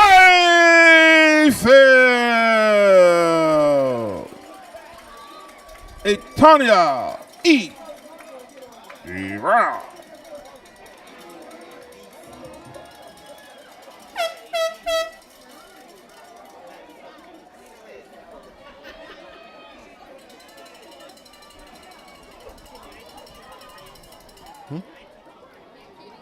Can what? Can I take it away? Oh, yeah.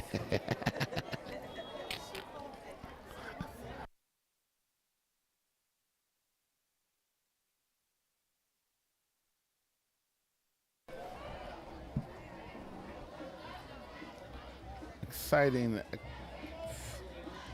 kickoff return by EJ. The extra point is up, and it's good by Armando Aru.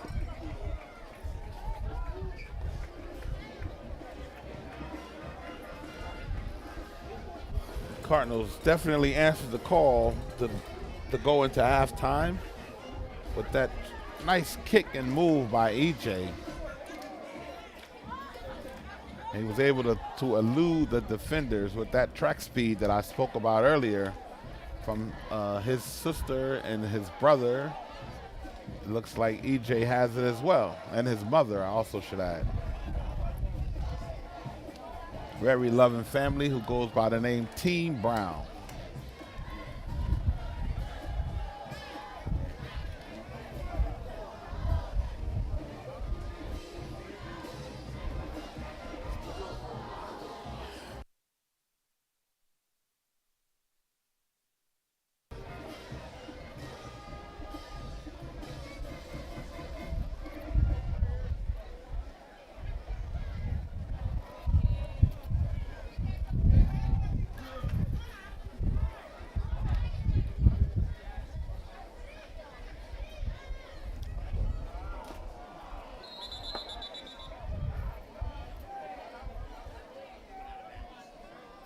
That ball is out of bounds. That ball is kicked out of bounds. Penalty mark on the play.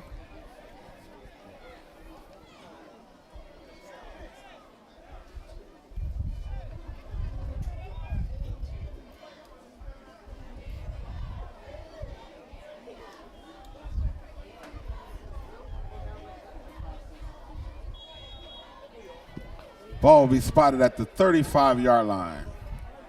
Again, the Booster Club has 50-50 tickets. 50-50 tickets are still being sold. It's not too late to support in the 50-50.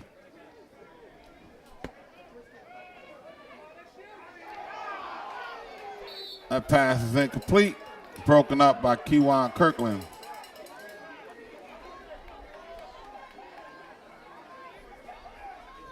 Brings up a 2nd and 10.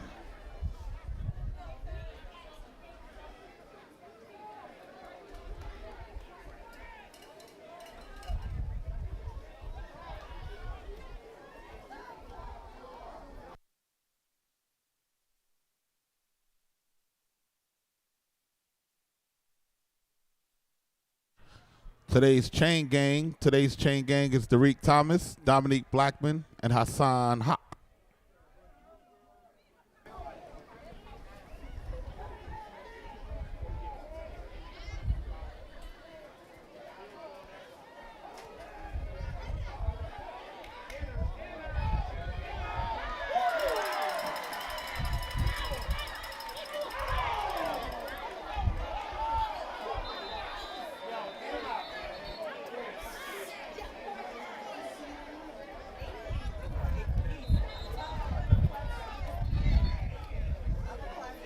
Yo.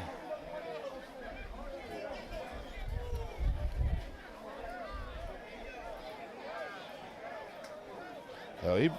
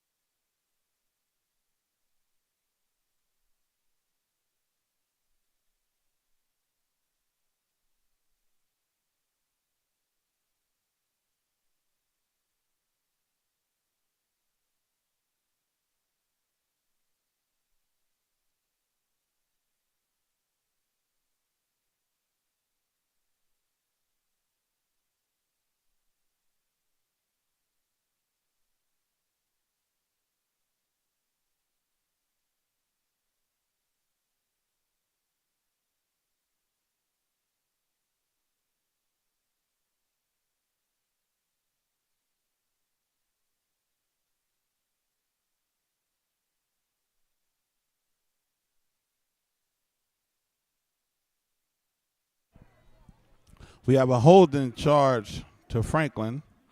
We have an illegal block charge to Plainfield. We have a sportsmanlike conduct charge to Plainfield.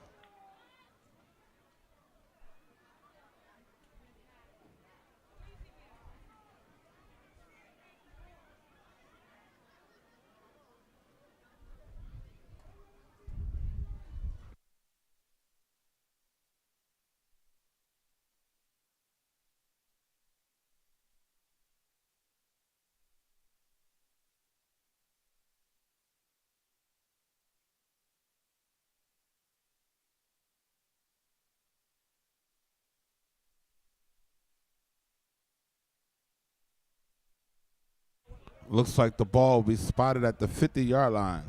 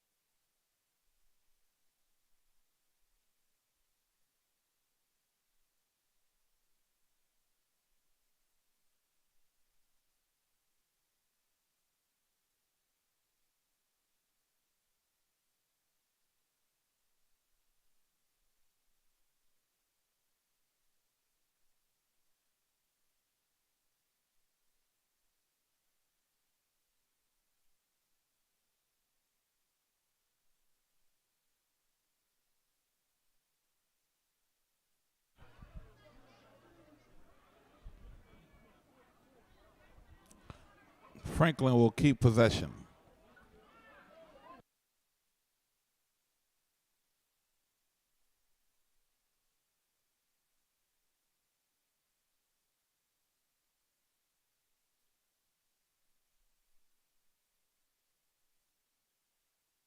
That pass is incomplete.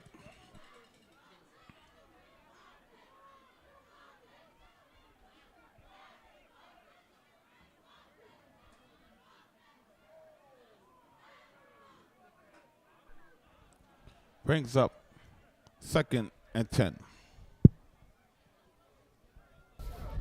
That last pass was incomplete. Brings up 2nd and 10 for the Warriors after all of the laundry was picked up off the field. Franklin was able to keep possession of the ball.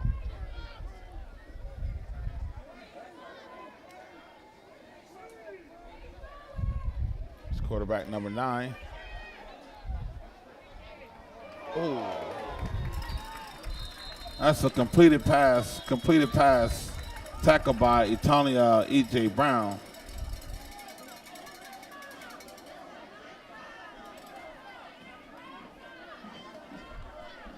I'm not sure if they're going to say that's the end of the quarter or not.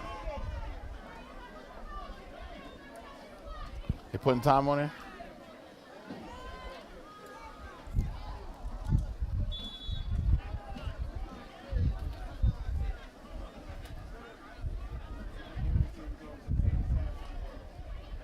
And that's the end of the half here at Hubstein Field with our score 28-7.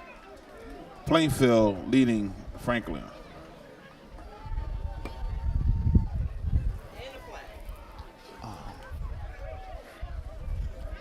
We have a penalty marker on the plate.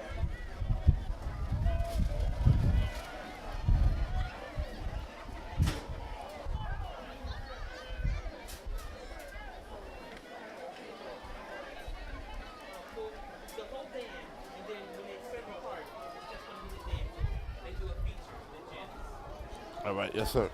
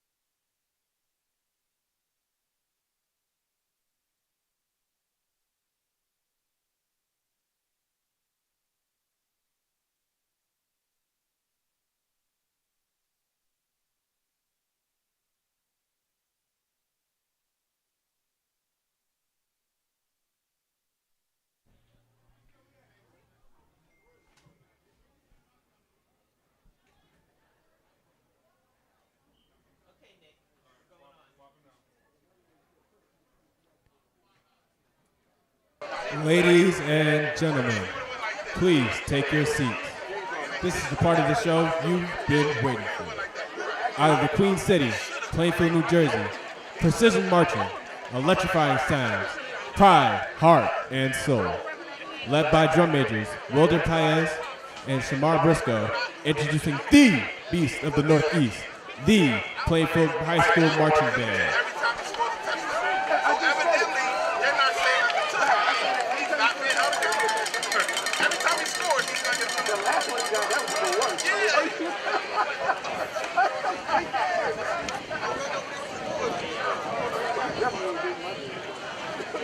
Come on, guys.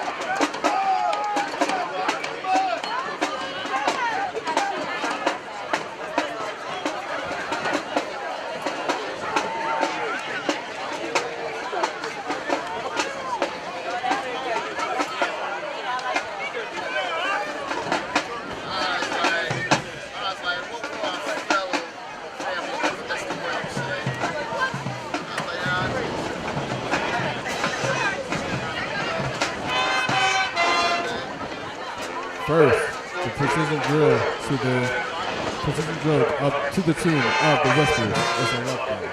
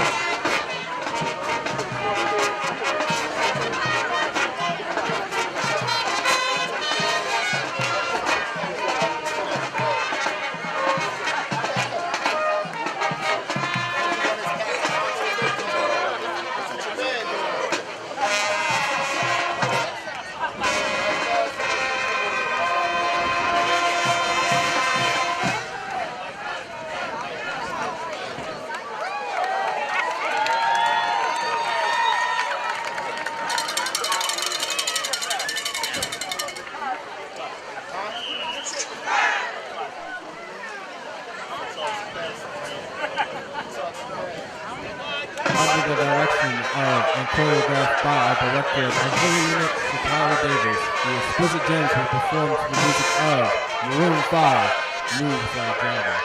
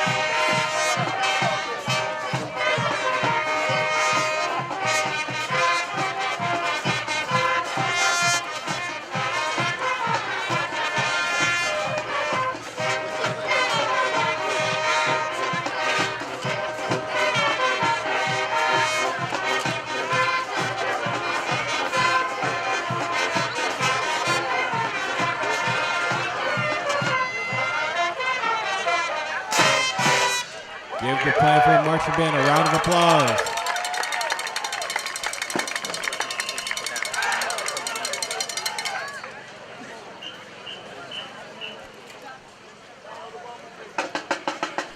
The Plainfield High School Marching Band is under the direction of Assistant Band Director Pedro Leona, Head Band Director Mr. Gregory Rose, Assistant Instructor Riley Rivera, and Director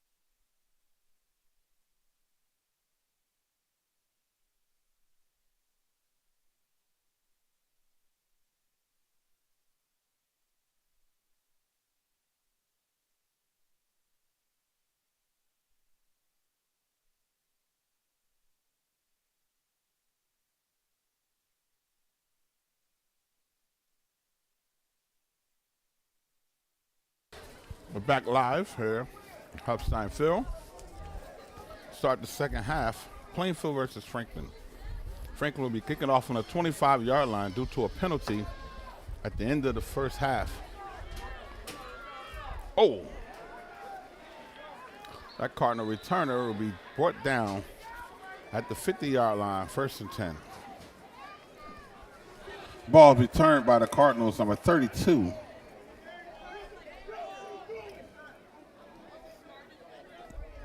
Julian DeJesus. Plainfield will have it 1st and 10.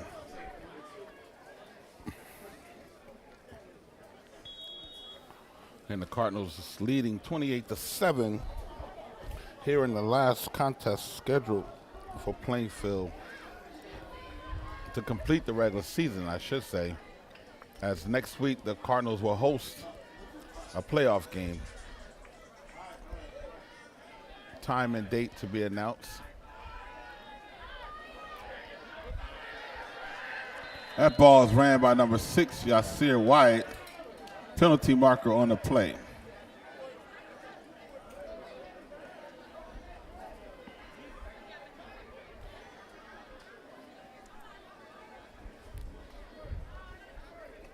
Personal foul, face mask charge to Franklin.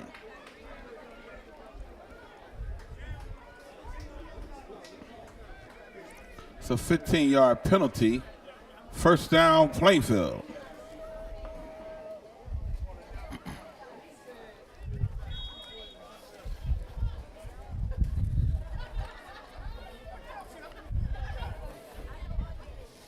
That door open. Oh.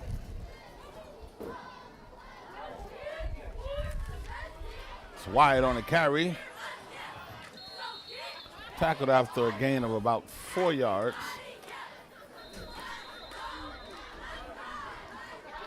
Injured player on the field. Correction, he's up. Fans, get your 50-50 tickets out. It's time for your 50-50.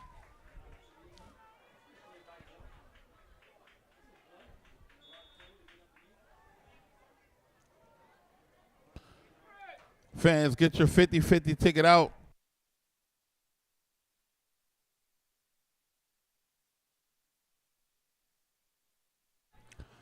The winning ticket number is, call it after the play. 1 second.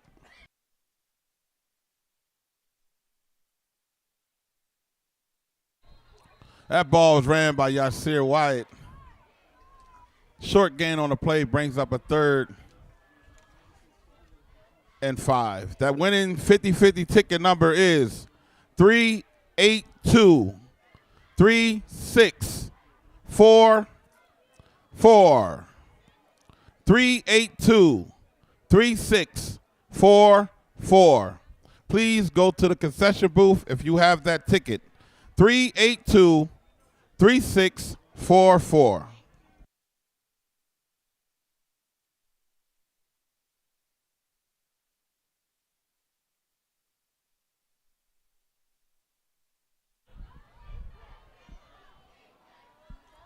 That ball is ran by Alameen Watkins. Gain of about 23 on the play. 1st down, Plainfield.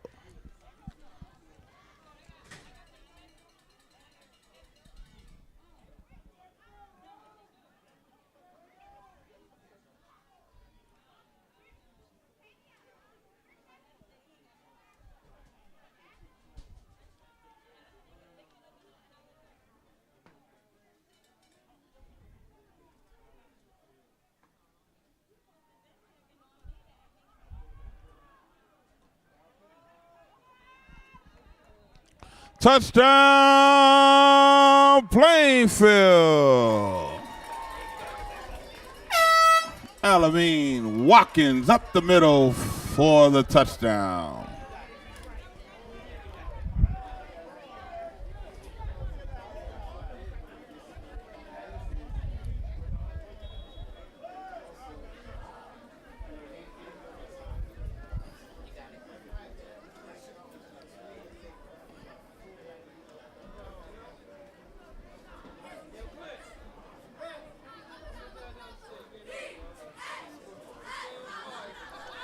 Extra point is up, and it's good. Making our score 35-7.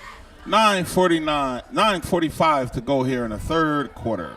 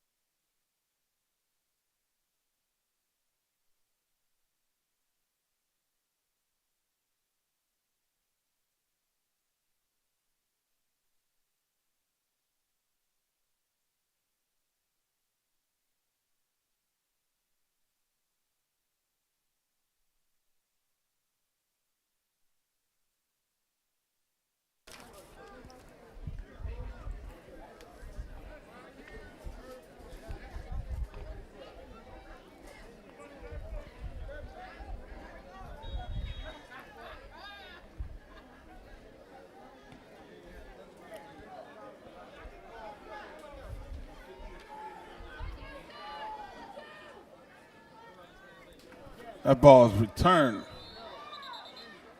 by the Warriors. Brought down at the 21-yard line. The Warriors will take over 1st and 10.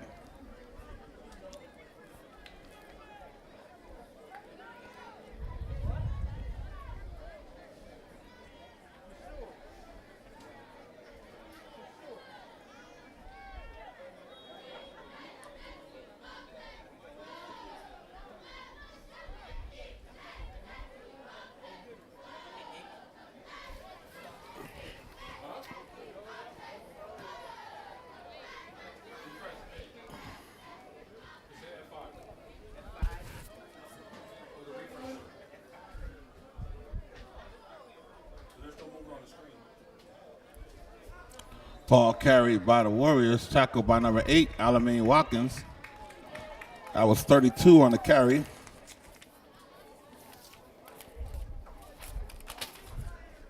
Loss of 2 on the play brings up a 2nd and long.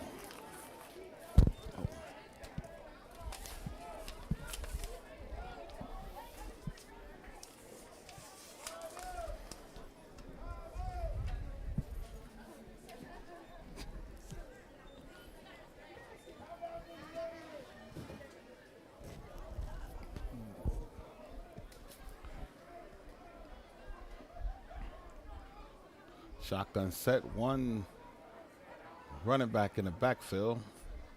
Split wide. That has to be a penalty. Ball never moved. Penalty marker on the play.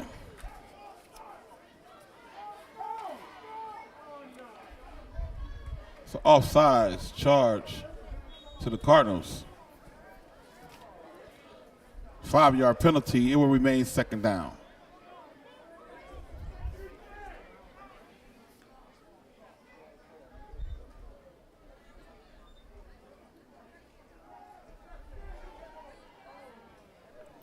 Pass is complete.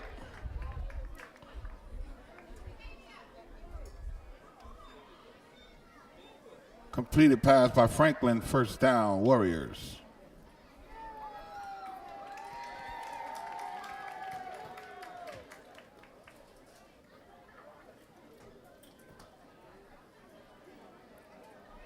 Today is also Community Day here at Plainfield, where all of the members of the Plainfield Vikings, Titans, and Cardinals organizations were allowed in free with their uniform on. So today was also Community Day here in Plainfield.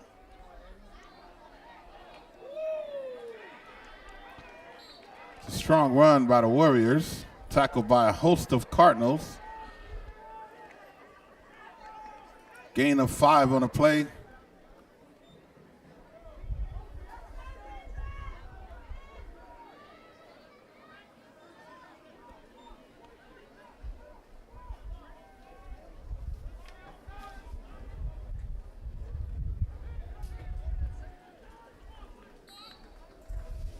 Ball carrier is tackled after a short gain, brings up a 3rd and short.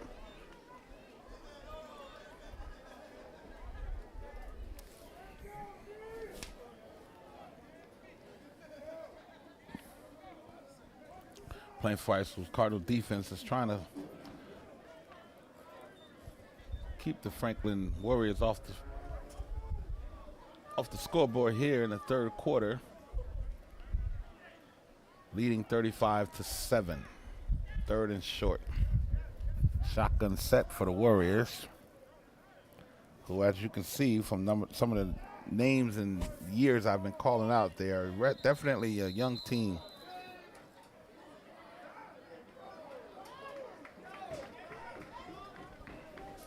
Penalty marker on a play, offsides charge to the Cardinals. It's a 5-yard penalty and a first down for Franklin.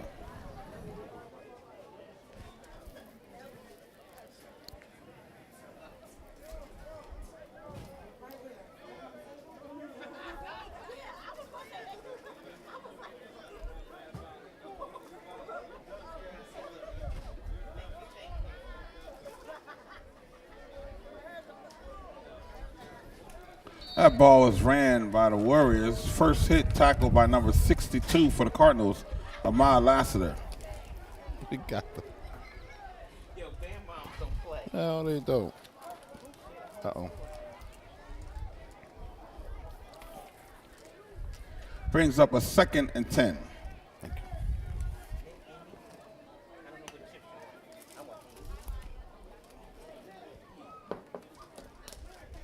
Thank you.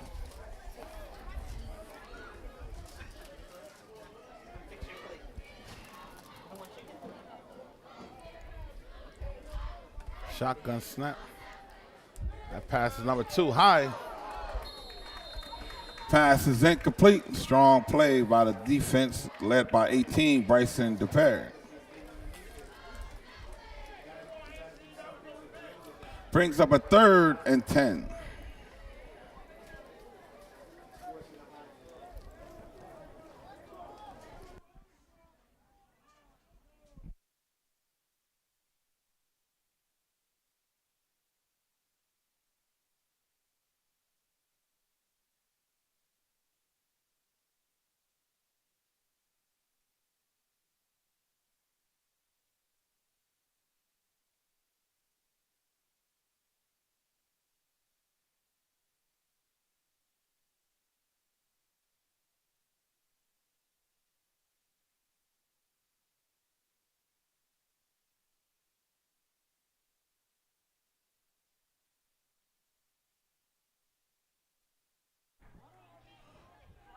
Penalty marker on the play.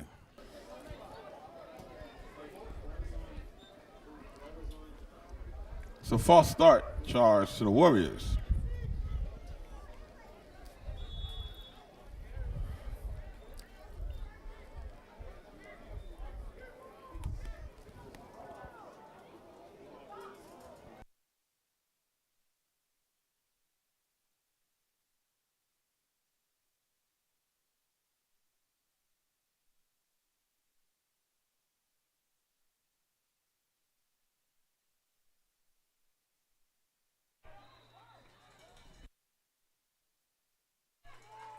So fumble recovered by the Cardinals. Excellent defensive play. 27, Kewan Kirkland on a fumble recovery.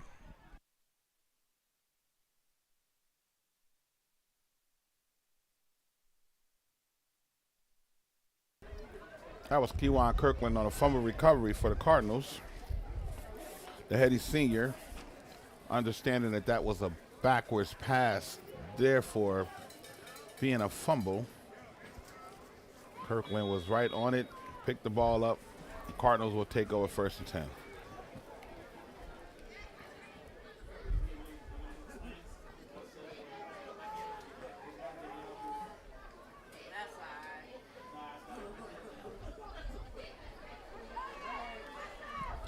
Jasir Wyatt on the carry. We have a penalty on the play.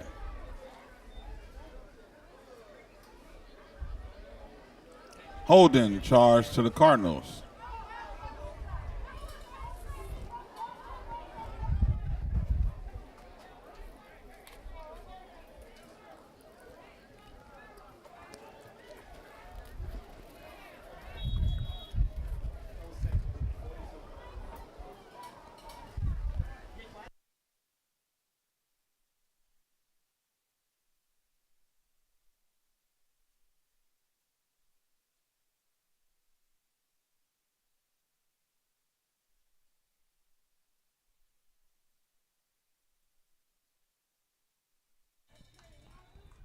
That ball's carried by Yasir Wyatt.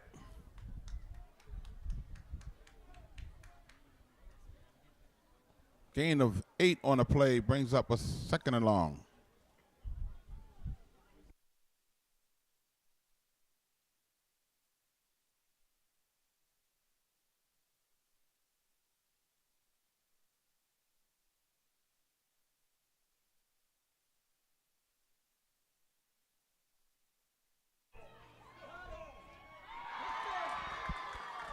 Touchdown!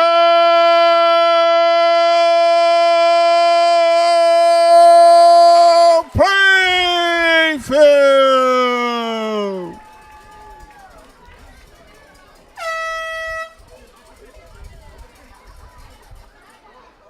Touchdown by the Cardinals.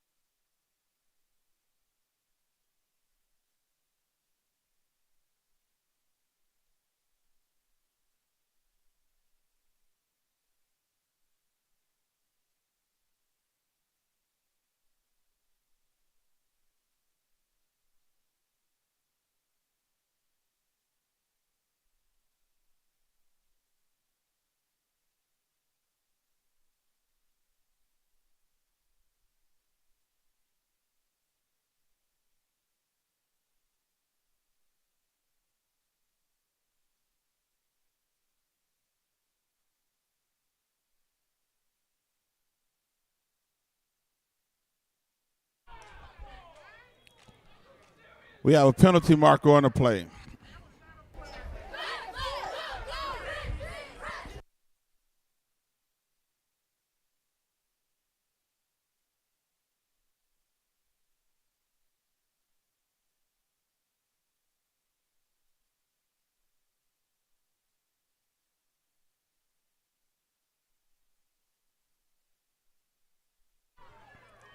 That's a 15-yard penalty. First down for the Warriors.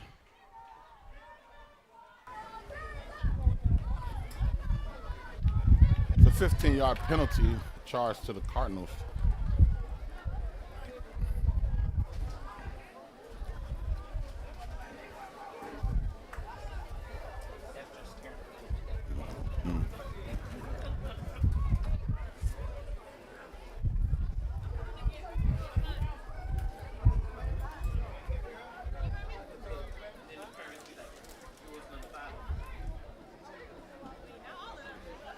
Shotgun set for Franklin. Hand oh, quarterback sneak. Got paused, intercepted. Interception for the Cardinals. That's P1 Kirkland.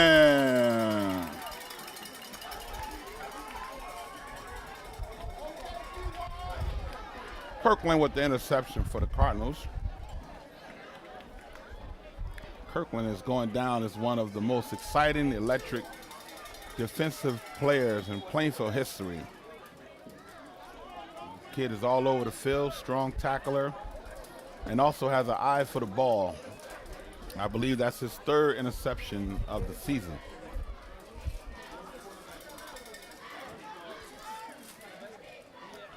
Edwards in motion. That's Setonia E.J. Brown on the carry. Gain of 21 on the play. First down, Plainfield.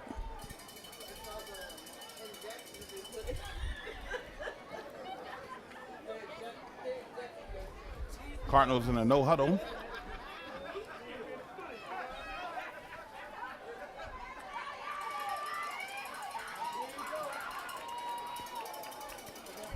That's Wyatt on the ball, ran by Yasir Wyatt. We have penalty markers on the play.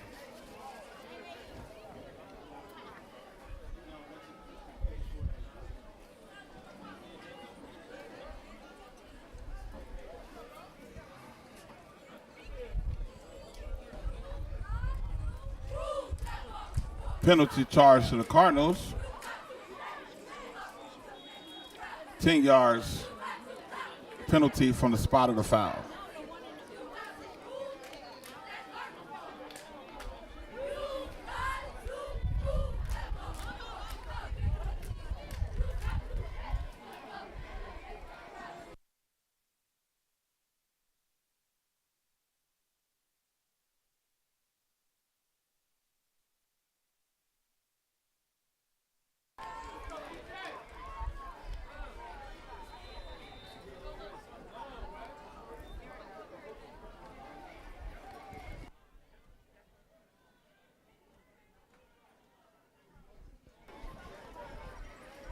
That was E.J. Brown on a carry for the Cardinals. Gain of about 3. Brings up a 2nd and 7. And that will complete 3 quarters of action here at Hubstein Field with the Plainfield Cardinals leading the Franklin Warriors.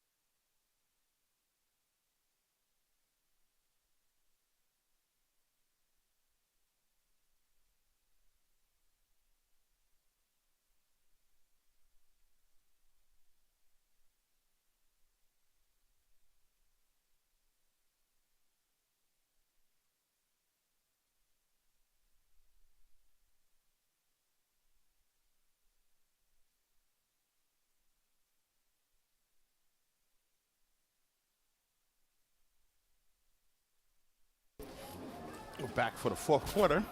Got it. Ball carried up the middle for the Cardinals. No gain on the play.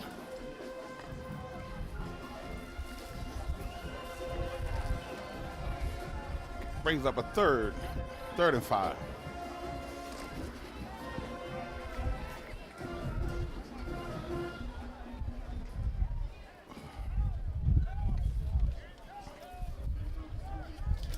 Third and 5 for the Cardinals.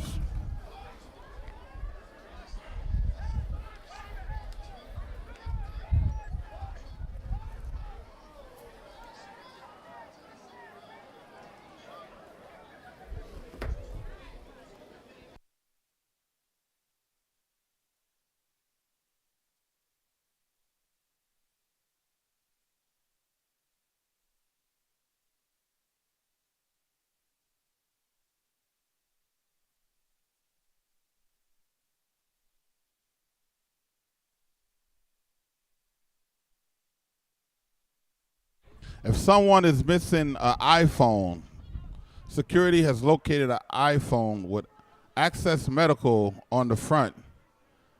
If that is your iPhone, please see security by the admissions booth.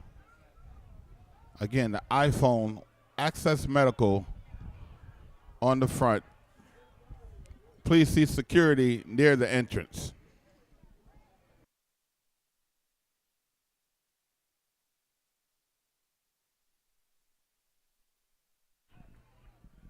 That's a quarterback keeper for the Cardinals.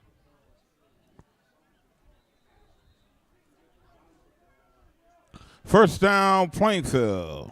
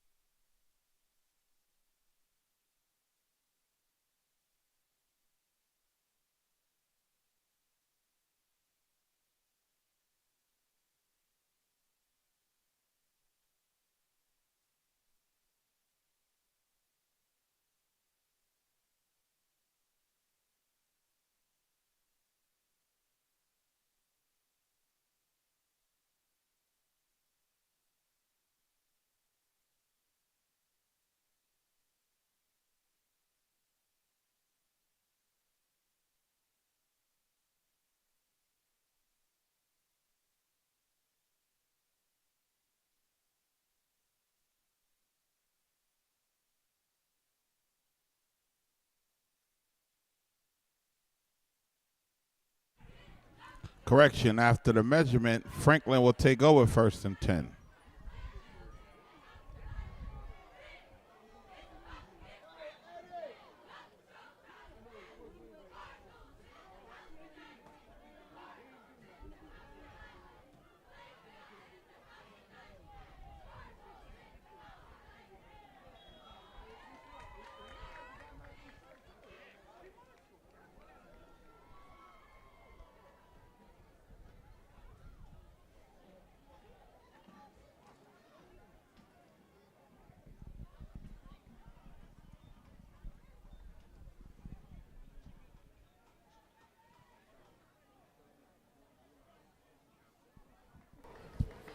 All right, Franklin will take over on downs after a measurement.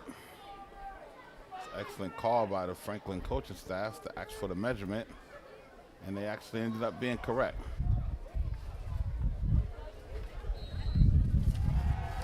That ball's ran by the Warriors.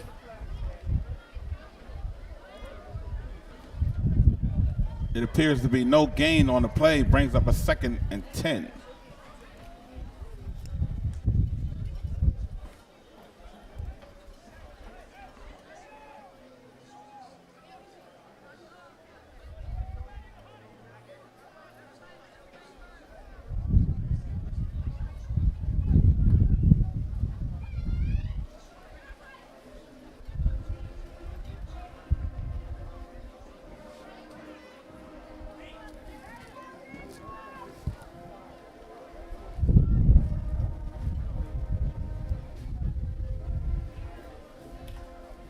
Another strong run by the Warriors.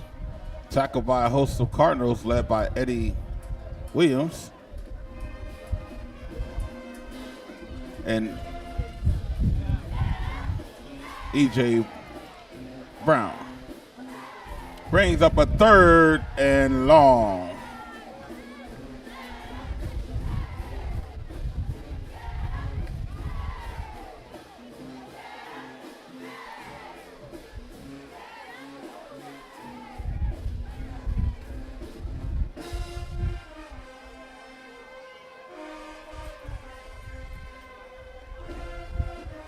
Third and long on the field, Hubstein Field here, 4th quarter.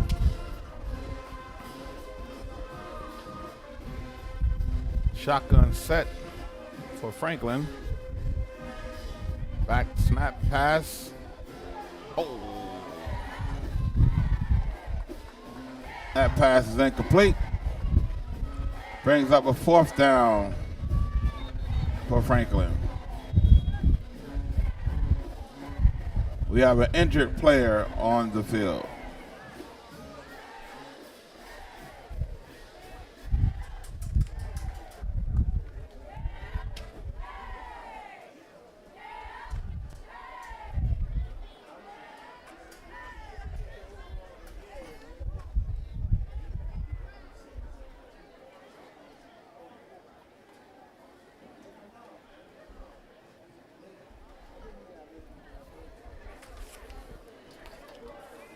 Can't catch the number of the injured player on the field. We hope for a speedy recovery.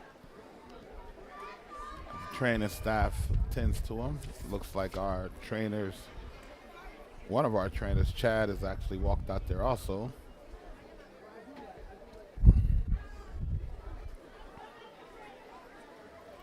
Plainfield has been afforded the luxury of having Chad and V on our sidelines for a very long time, and they're very appreciative and also very knowledgeable in any of the injuries and preventing measures to avoid injuries here for the Plainfield Athletic Department. So a round of applause for the injured player, Janad Caddy. Hope for a speedy recovery. Is that Janad?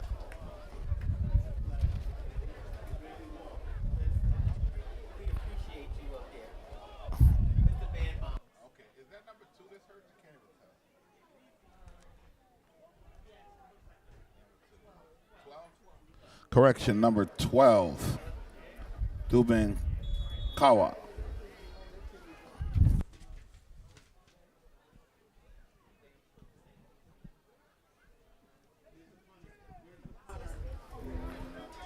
Brings up a 4th and long for the Warriors. Back to receive the kick.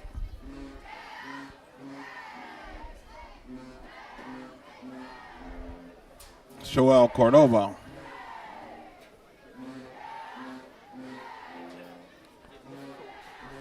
Yeah, I saw her.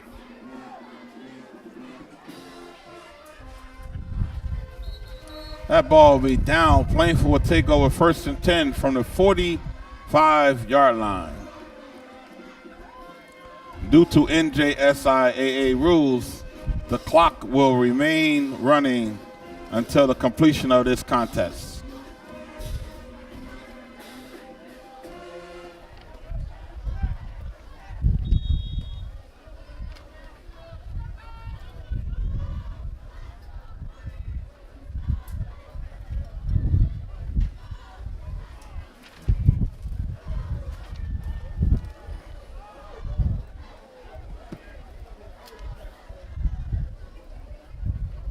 Kamai Lowry under center for the Cardinals. That ball is carried by number 13, Etaniel E.J. Brown. Gain of 2 on the play brings up a 2nd and 8.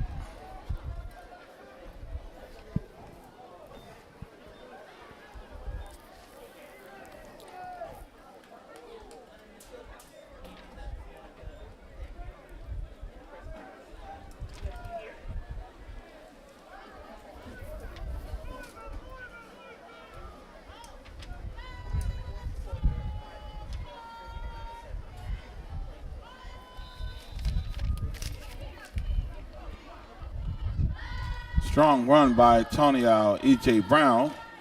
Gain of 3 on the play brings up a 3rd and 5.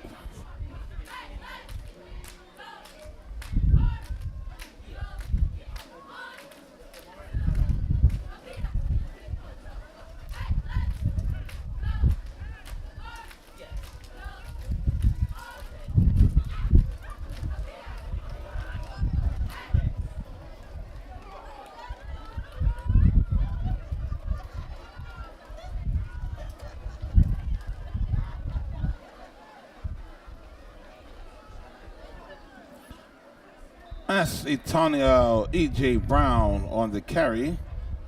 Stopped at the 35-yard line. First down, Plainfield.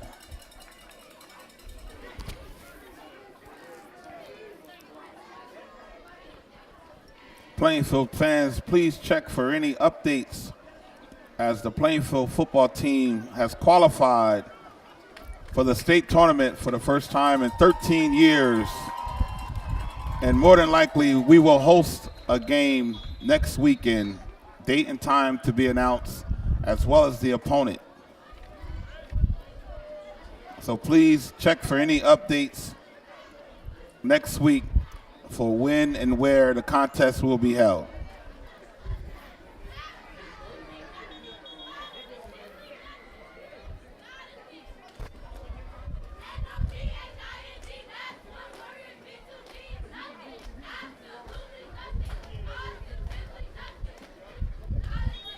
Penalty charge to the Cardinals.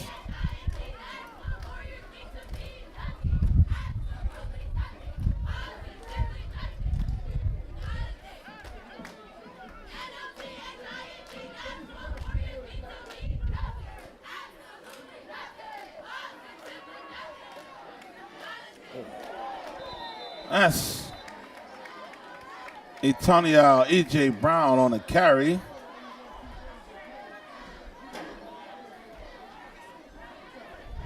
Gain of 11. Second and long.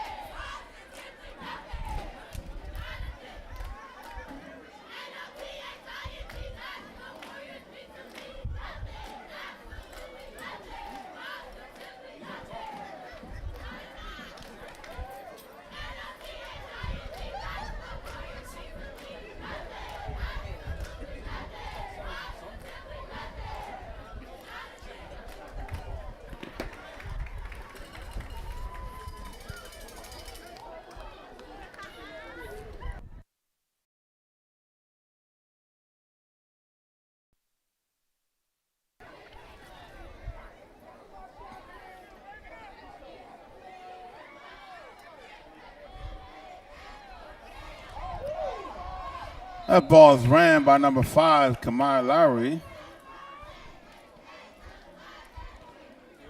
Attained the line of game, first down, Plainfield.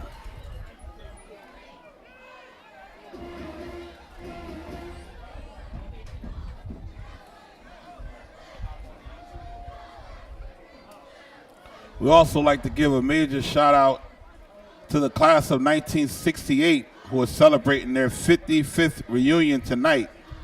They were the last Plainfield High School football team to win a state championship. So welcome those that graduated in 1968. Welcome back to Hubstein Field.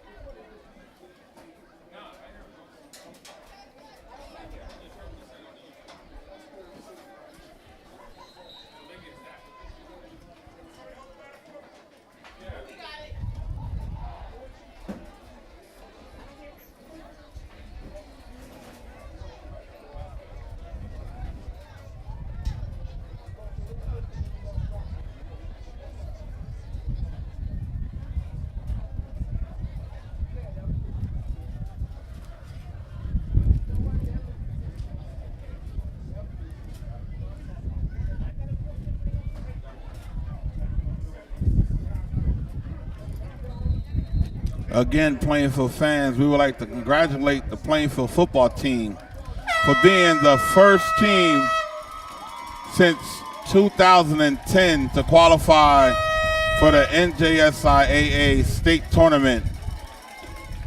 The Cardinals will be in action next week. Game time, location, and opponent will be announced soon. But many indications point to us being able to host the home game. Plainfield hasn't hosted a home football playoff game since 2002.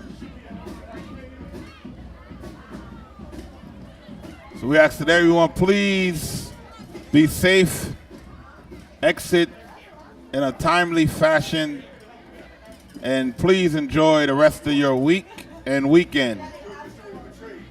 We will see everyone back here at Hubstein Field next weekend, and also for the annual Thanksgiving game, which will be right here at Hubstein Field versus the Westfield Blue Devils.